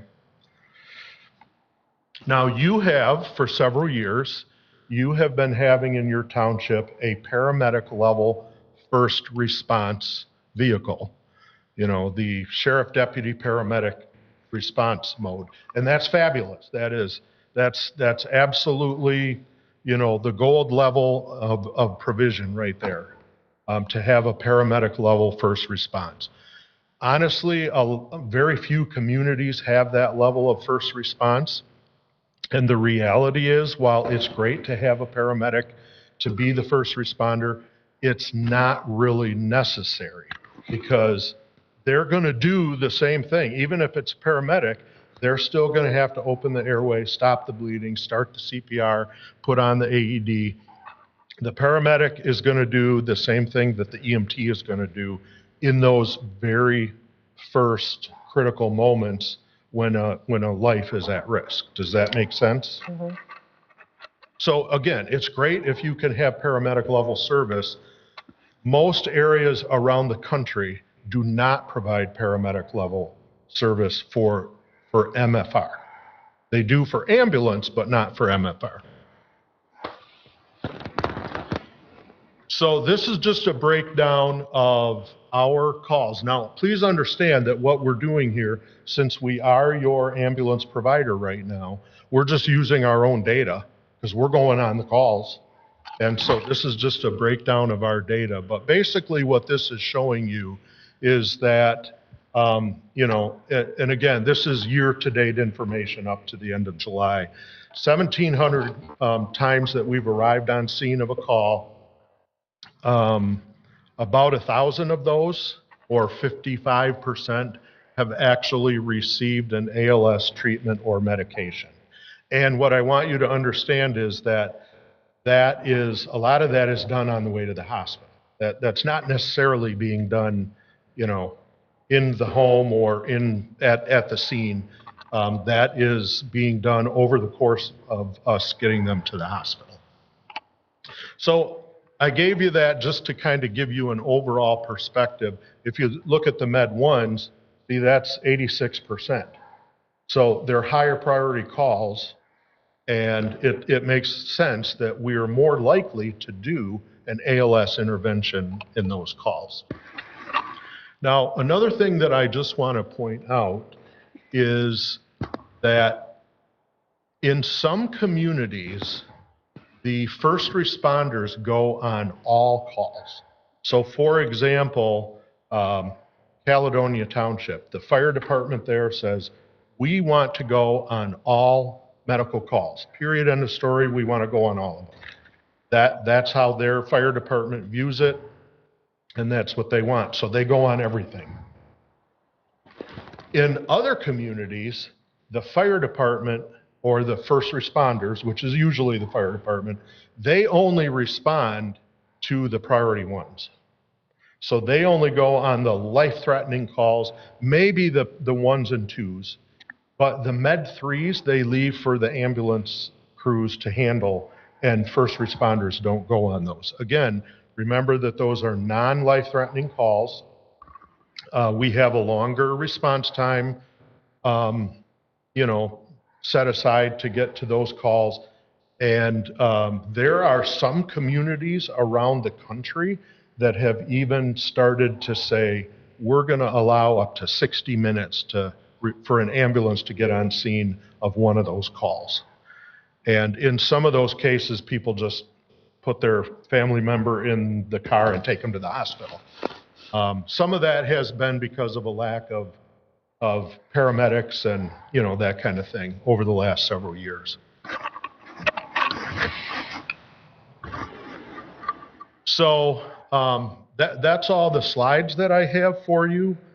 Just a couple other things that I wanted to mention, and I might, if you'd like me to, I might be able to answer a couple of the questions that the gentleman had that spoke during public comment. But first of all, I really want to emphasize, I know there's many members of the fire department here tonight. Certainly they want to know what we have to say about all of this. Again, we were asked to provide you a quote for providing this service. If you choose to have Life EMS do the service for you, we'll do a great job. We will really do a very good job for you. But we're not here to compete with your fire department. They are vitally important in what they do. They do a lot of stuff that we don't do. So we're not looking to supplant them or anything like that. We're just telling you that we can provide the medical first response service for you. We'll do a really good job, and we've shown you what we believe it will cost to provide that service. We have a great relationship with the fire department. We've worked well beside them for many years, and we want that to continue, okay? One thing I want to emphasize is I said we'll do a great job. I do believe we will be very reliable in this service. One of the nice things about this model would be that different than a sheriff deputy, we are not going to be doing traffic stops, responding to B&Es. We're not going to be doing law enforcement type stuff. And so therefore, if you hire us to provide this service, it's going to be dedicated and it's going to be there. We will be able to make a very, very high percentage of the medical calls in the community because of that. So the gentleman that spoke had asked a question of why not ALS first response? Why not have a paramedic do this? And you could ask us to update our quote if you would like, and we could certainly calculate what it would cost to have paramedics providing this service, okay? I will tell you, I'll just tell you that it's my opinion, and you can disagree with me. It is my opinion that you don't need to have the paramedic level of service. And I kind of touched on that a few minutes ago, but a lot of it is because when you have a paramedic ambulance showing up on average in anywhere from 8 to 12 minutes, okay? The medical first responder is there to treat those life-threatening things, as I mentioned. And whether that's an EMT or a paramedic, they're still going to be doing those things. So an EMT can provide the service and do it very well. Another thing that is a factor is in more recent years, the medical controls allow the basic EMTs to do more than what they used to be able to do. So today, EMTs can give epinephrine, they can check blood sugars, they can start a breathing treatment, and a few other things that they can do that used to not be able to be done by the paramedics. But, and that's an overall improvement in the level of care that a basic EMT can provide. And then the other thing that the gentleman asked was, why not have an ambulance dedicated to the township? And I would say to you that you can't afford that. It is extremely expensive. And right now, you have excellent ambulance service being provided to your community, and it's not costing you a cent. We operate multiple ambulances serving the greater Grand Rapids area. We move them around in a very sophisticated manner using data to have them at the most likely locations for there to be calls. We often, not always, but we often have one or more ambulances located in your community.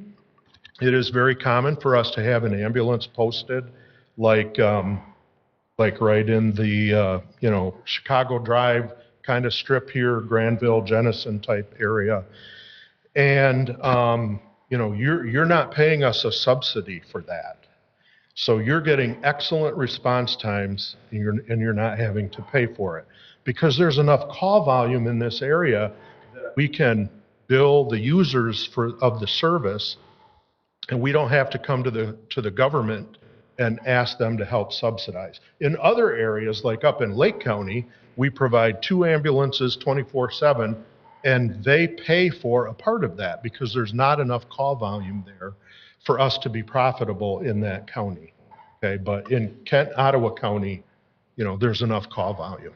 Okay, so you don't really need to have an ambulance dedicated to your community because you have lots of ambulances dedicated to your community.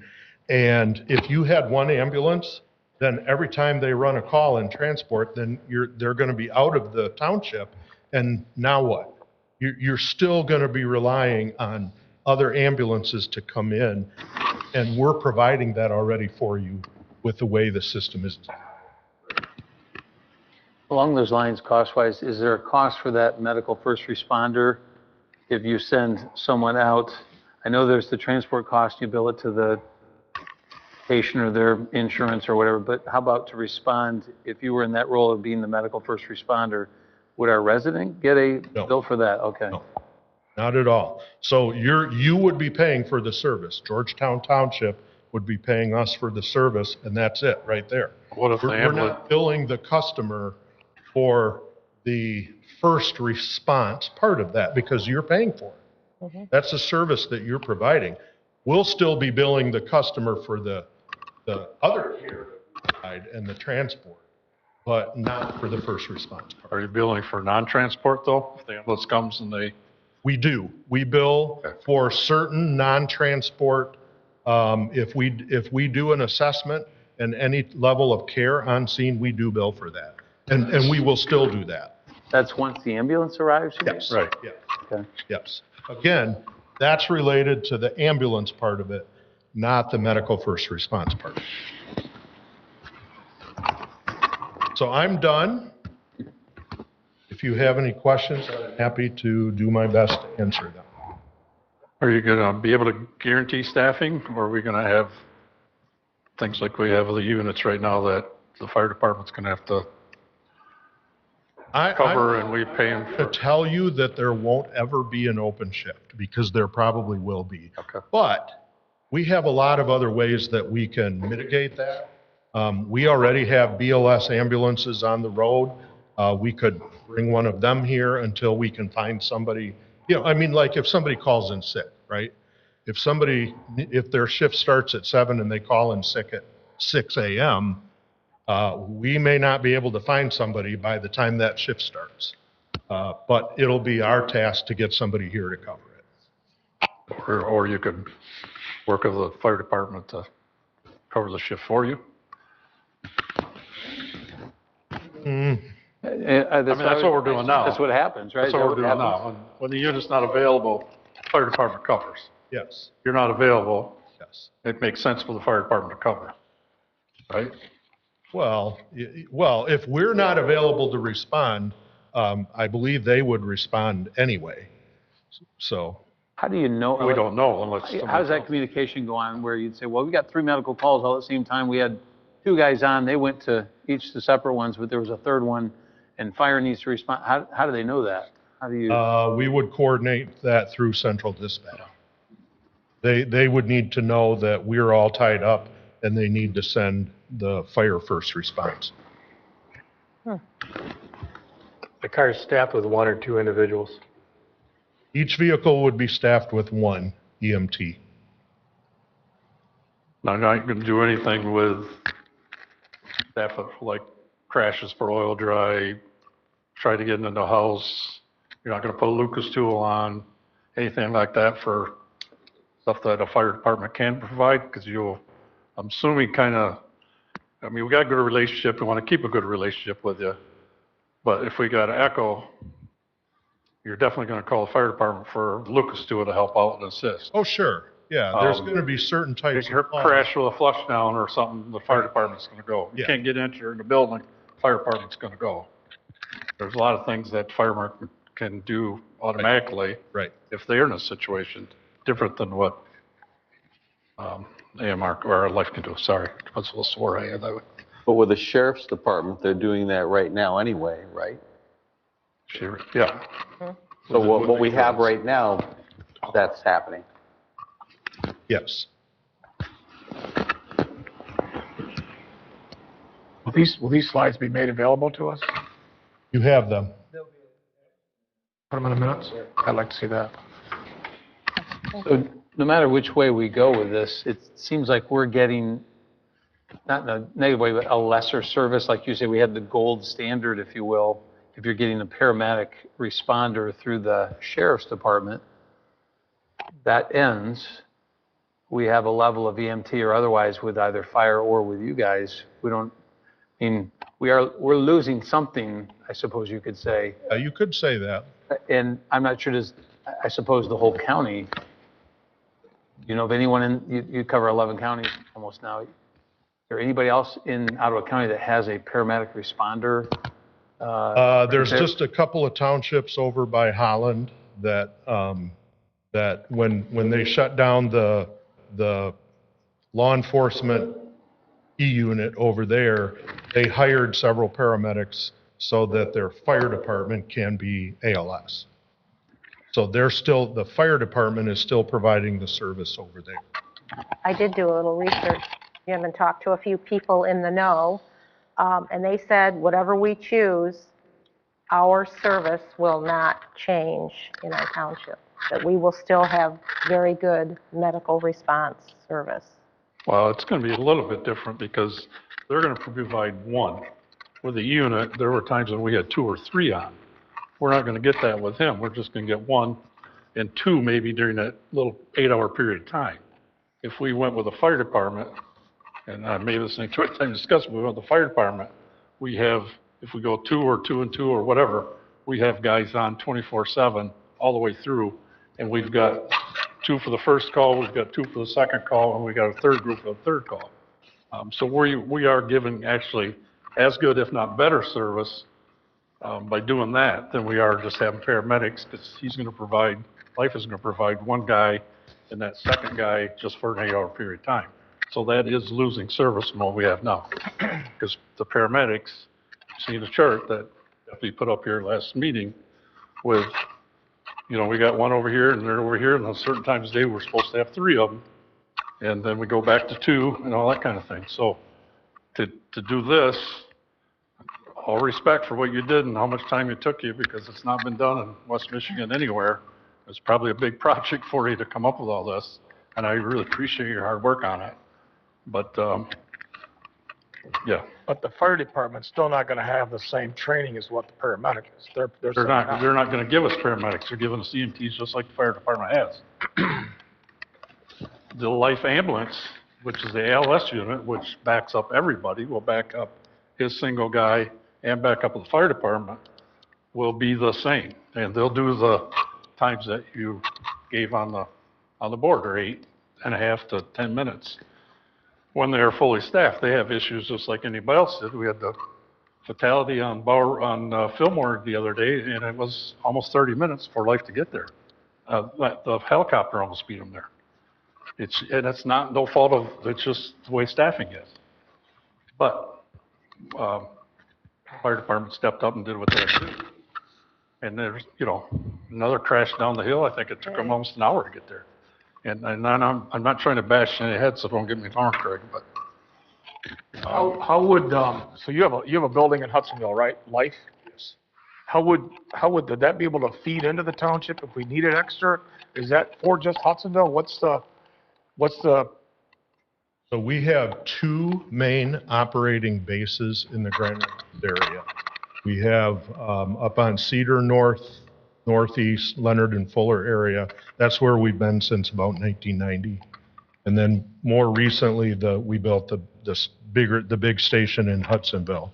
Both of those locations are really just deployment centers. Okay. So that's where the crews come in and punch in. They get their ambulance assignment. But a crew that starts their shift in Hudsonville, they're still going to be all over the greater Grand Rapids area. They don't stay like in Hudsonville. Okay. That's just where they start and end their shift. Okay. So for example, right now it's 8:30, 9 o'clock on a Monday night.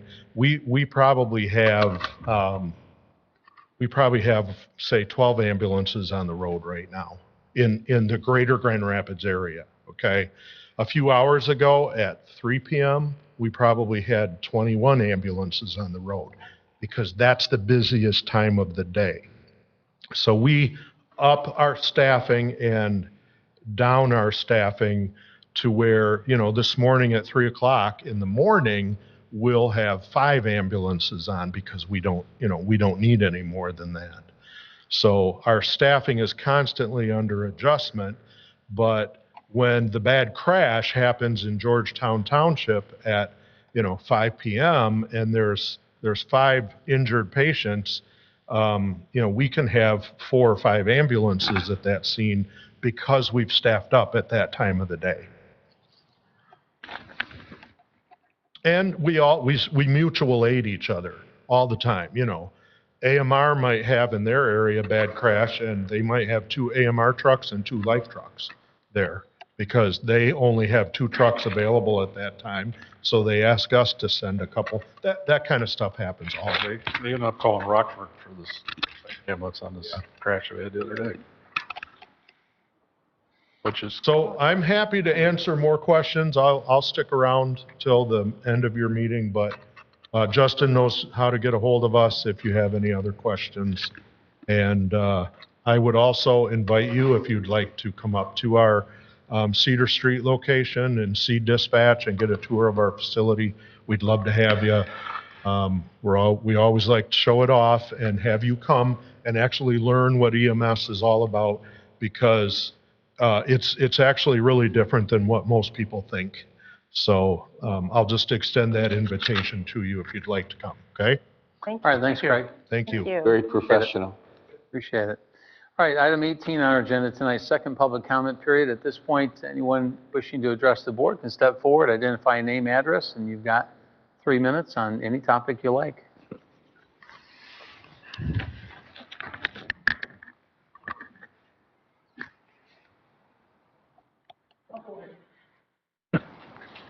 Welcome. Good evening, Georgetown Township Board. My name is Chris Felsen. I live at 6592 Rolling View Drive in Hudsonville, and I've been a resident of Georgetown Township since 1998. This is my first time speaking before you, and as a lifelong resident here since my wife and I came out here, I just want to say thank you for each of you for the time that you put into leading this township. And I know that from a lifelong resident here of, not lifelong, but from being here since I've been out here and a dedicated voter, I appreciate every single one of you that have stood out there to take this position to lead this township on a various of issues. And I know just from watching from the background that you've had a lot of pushback for those that have been here short term and those that have been here long term. But I will tell you, from a family that we've raised 5 kids here in Georgetown Township, the library's phenomenal. I'm glad you put and stepped up and led to build the library. And you've had some pushback on the clock, or you've had pushback on the waterfall.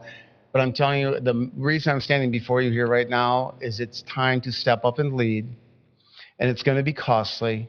and it's going to fiscally sometimes hurt a little bit, but you guys stepped up and led. You dug a hole. You put water into this township because this township has grown and people need water. And people are griping and bemoaning because the thirst is great. And so therefore what we need infrastructure. Well, now you're standing before it because now you need infrastructure upgrades in your fire service. And his proposal is great and by means of saying he can provide a great service for township residents. But I'm telling you right now, as a resident here, it's time for the fire service to take over first response. Because when he says their medical first response, where you get an ambulance here in 9 minutes, when you put firefighters in each one of your stations, 24/7, 365, that can pretty much assure that you're going to give a firefighter first response with an engine that can actually do fire and EMS within less than 4 minutes. That's cutting it in half. And if you know your fire service data, and you can chalk to Chief DeWitt, is that firefighters are making grabs more often in life of residents. So DeWitt brings up your recent crash on Fillmore. Let's go back and talk about your fire that you just had at the apartments. Let's not take it that that's just a storage unit. Let's take that as a house.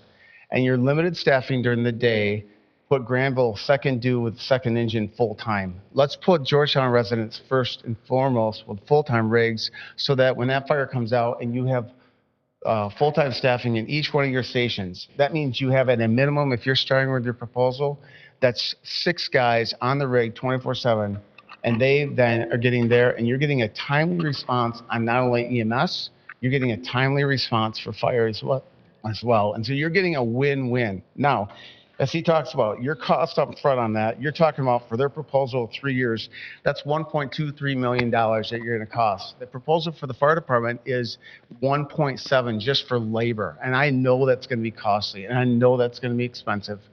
And I know that's going to hurt because you now got the political people pushing back saying, oh, we're going to spend a bunch of money in this township. And I'm willing right now to stand up and say, it's time to pay. We're not 14,000 people anymore. We're 55,000 people. And it's time that we're going to have to pay a little taxes for better services. Thank you. Thanks for your time. Thank you. Can I get your spelling of your last name? I didn't quite V get as in Victor, E-L-Z-E-N. Thank you. Appreciate it. Yeah. Who's that? Who else? His name Chris. Yeah, Chris. Sullivan.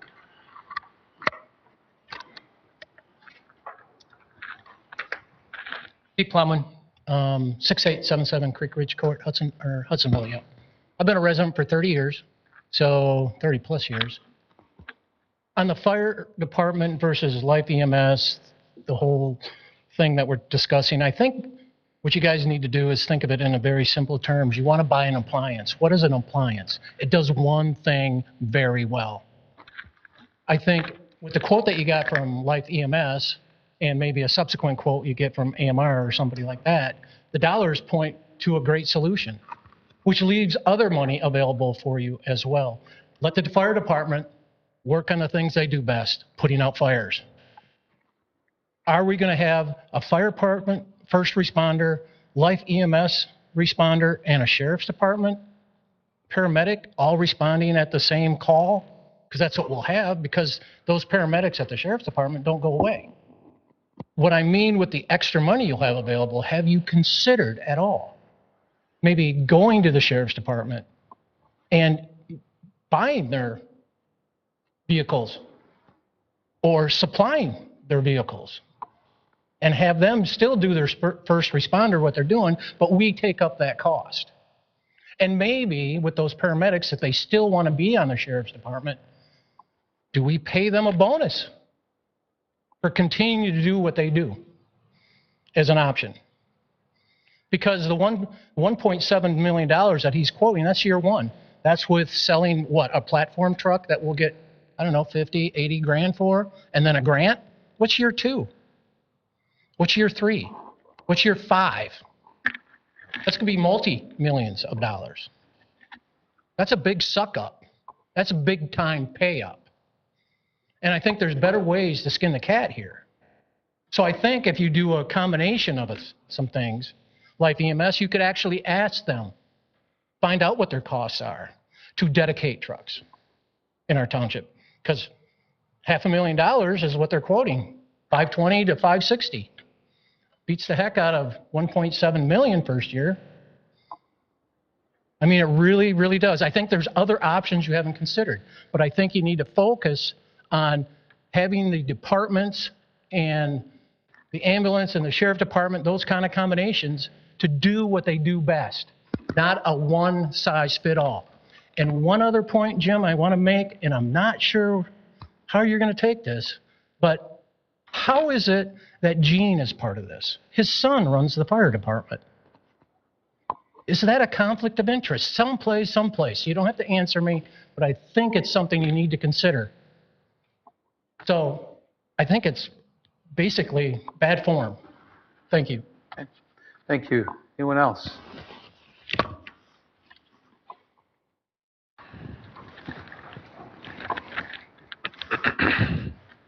Thank you for all you guys coming and doing these meeting things, because they're kind of, takes a long time, and I appreciate it. My name is Schneider. I'm from Hudsonville. Sorry, your name is what? Schneider. Snyder, that's your last name? What's your first name? N-I-D-E-R. First name is? Lair. I'm sorry? Lair. So anyways, Lair, how do I spell that? L-L-A-I-R. He's Schneider. You just call me Schneider. And then where in Hudsonville do you live? Hudsonville, just right off Baldwin. So We the energy. have a protocol that I've been criticized for not following, and so I'm trying to be more careful about that. No one's going to come and follow to your home, and presumably could find your address online, but what is your street address? Recorded like 7553 Hidden Forest Drive. Okay, so there you go. Did you hear that? Ma'am, I can't, we won't start your 3 minutes, but I cannot. 553 Hidden Forest Drive. 7553. Forest Drive. Hidden Forest Drive. All right, thank you. It's my hearing, I think. Thank you. Go ahead. Yep. In regards to the energy thing, really quick, there are sand batteries and for larger communities. You're going to have to speak in the mic, ma'am. I can hardly hear a word you say. Okay, so in the region areas, they actually have sand batteries, if you ever wanted to hear about that. And there's also areas in the region, areas in China that are using their waste and burning it, and they're doing it without any chemicals. They're actually getting energy off of it. So these are some other alternatives to what he was saying. Okay, so why did I come here today? I came here because in the meeting that I came to, they were talking about flocks. Flocks are the AI and the cameras and everything. That information is going to Palantir. So when Elon Musk broke into the government agencies and took our data and put it in Palantir for a surveillance state, you can look that up, in hundreds of billions we paid them. 13 employees have left Palantir recently, and in an open letter they said, "We have deep ethical concerns about big tech enabling authoritarianism. It's also enabling systems that harm civilians, quote unquote. It is a weapon that threatens democracy." Karp, who runs Palantir, has stated in open interviews, "I don't believe in win or lose, I dominate. I want to use drones with fentanyl-laced urine and dump it on IT staff who've said bad things about our company. This is not someone I want our information going to. So I'd really appreciate it if we do not use Flocks. There are actually a couple other alternatives, but I don't want this data. I don't think that our local staff would misuse it, but I absolutely know these guys would. So I'm asking you not to do that. Then just the very last thing is with the big billionaire bill that they just passed, H.R. 1, December, January of this year, AHA will have cuts. So that's through the healthcare system. Next December, after the midterms, there will be 500 billion cuts to Medicare. And that's because the deficit, it hits pay-as-you-go bill. And for that, we will have 1 in 4 nursing homes that will go down. All of our health insurance is going to go up. Why? Because when people don't have health insurance, they go to the ER. And they don't want to go to the ER, so they'll wait until things get really bad and more expensive. And we will have that amortized over us. What we could do are some things like, at the fire station, if you had a couple extra buildings, we could have an urgent care kind of center where we could have, if we have certain laws put in place, PAs that could do viral checks, vaccinations, UTIs, ear infections, so that we don't have this overrun of the ERs, which would actually reduce all our costs. Also, when these people come out of these nursing homes, what are we going to do? There are strip malls that are not being used. We could add roll-in showers and then make the storefronts, which there's no one in there anymore, single hall with little rooms with just a bed and a nightstand. And in the center hallways, very small apartments, because the foster care kids won't have any place to go that have aged out of the system. They donate 15 hours a week to the elderly. The elderly aren't on the street, they're not on the street, and they help each other. So I'm done. Thank you for your time, but those are some of the issues that are coming up and some possible solutions. Have a nice day. Thank you. Thank you.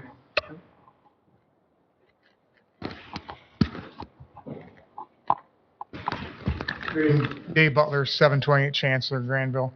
I've been on Georgetown Fire for 38 years, not quite as long as Gene served, but been on a long time.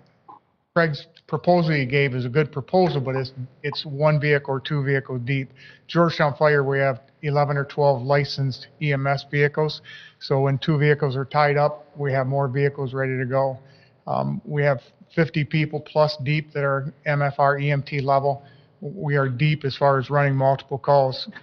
Saturday night when we had the crash in Fillmore, we had all three stations manned because it took quite a few people out there. We had a couple of medicals that came in. We picked them up, ran them without a hitch at all. It's deeper than the medicals. It's also personnel to man the fire stations, just like Little League, church, everything else. People don't volunteer anymore. We have less and less people coming forward to be paid on call firemen for Georgetown, Granville, anybody. It's a nationwide crisis. And putting two people in each station or three people in the stations gives us a quick out response, not only on medicals, but on fire calls as well. Thank you. Thank you. Appreciate that. Yep. Others?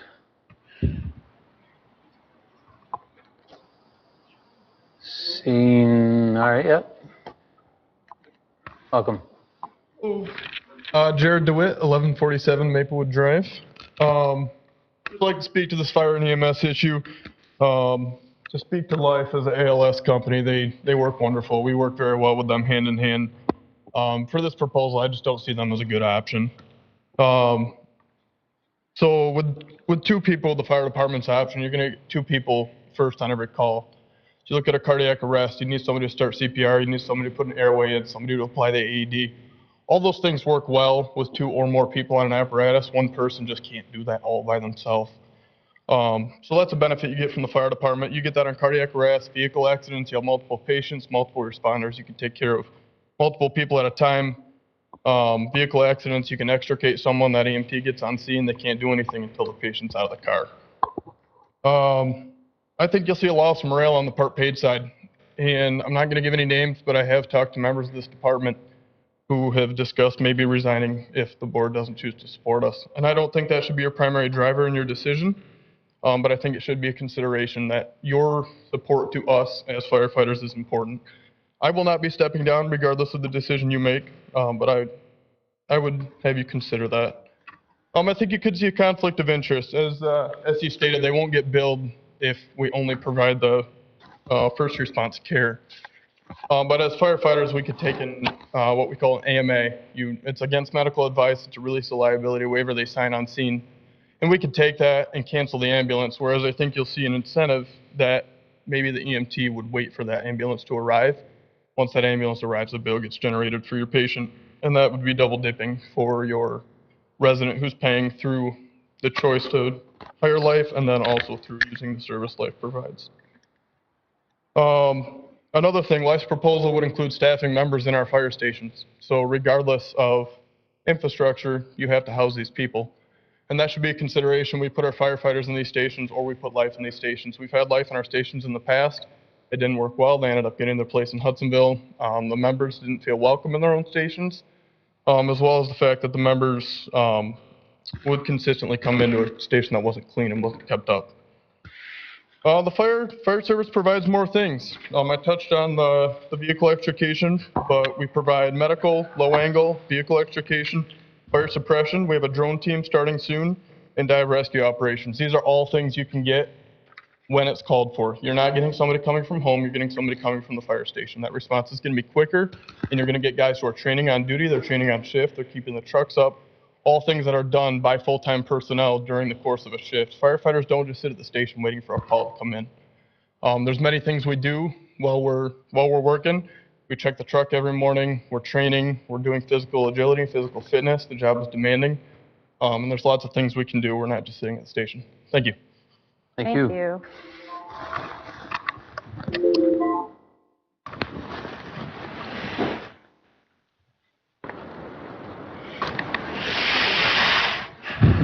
Sean Half, 1482 Winifred Street.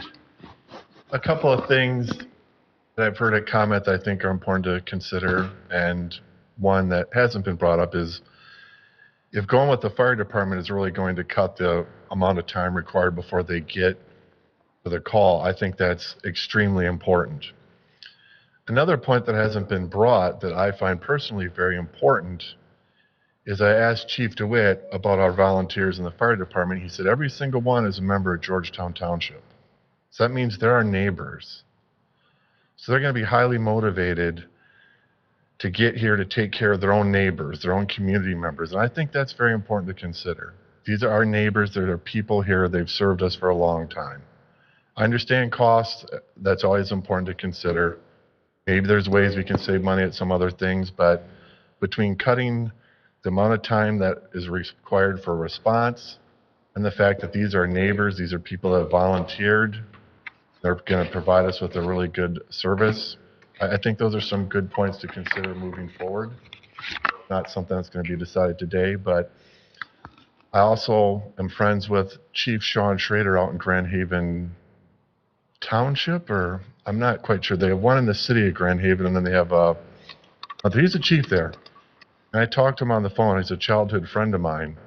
And he said, for our size and compared to other communities of similar size, we're pretty low end as far as resources and amount of people that are working for the fire department. That's something else maybe to consider moving forward as well. And 50,000 people or so, you compare it to Kentwood, we're just, according to a lot of national recommendations and so forth, there's just not nearly enough people, full-time employees right there at the moment. But that's something to be considered. Thank you. Thank you.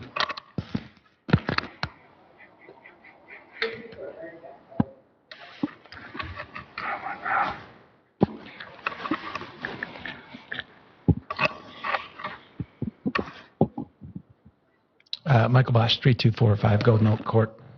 I want to thank Mr. Dodge for the presentation. That was, I thought it was fantastic.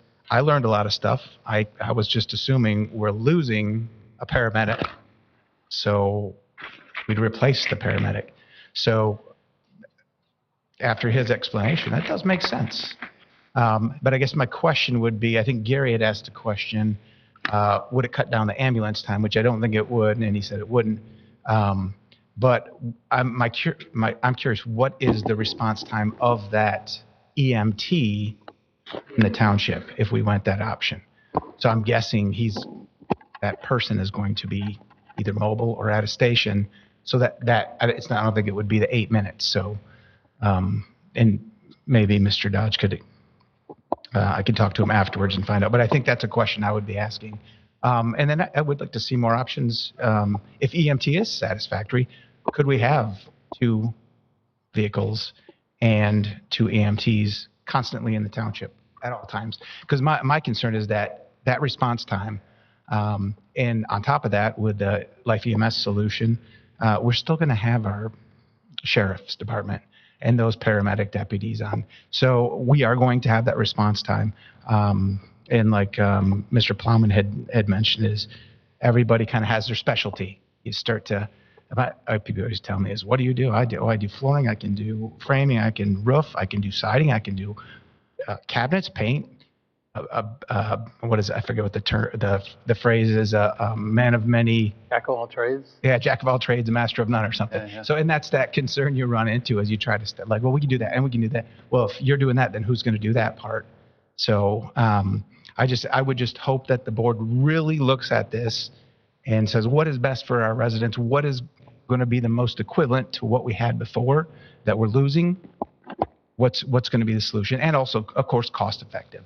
And I just hope everybody looks into it. And then I guess my next question is, I sent all the board members the survey results from the 2,700 residents who took it. I hope everybody did everybody get it? I don't know if nobody got it, the email? It's a PDF, it's like 400 pages. I know I had it from before. I don't recall getting something. I sent it to the whole board a week, 2 weeks ago. Are we gatekeeping? No. It's strange it wouldn't go through. So I'll send it again and I'll follow up. Yeah, please. All right. All right. Thank you. Thank you. I do want to say, I watched the videos. I'm assuming Andy had something to do with that because that's the one thing that's different now. The resolution is phenomenal. The screen shows what's on the screen in the video. Phenomenal. Excellent job.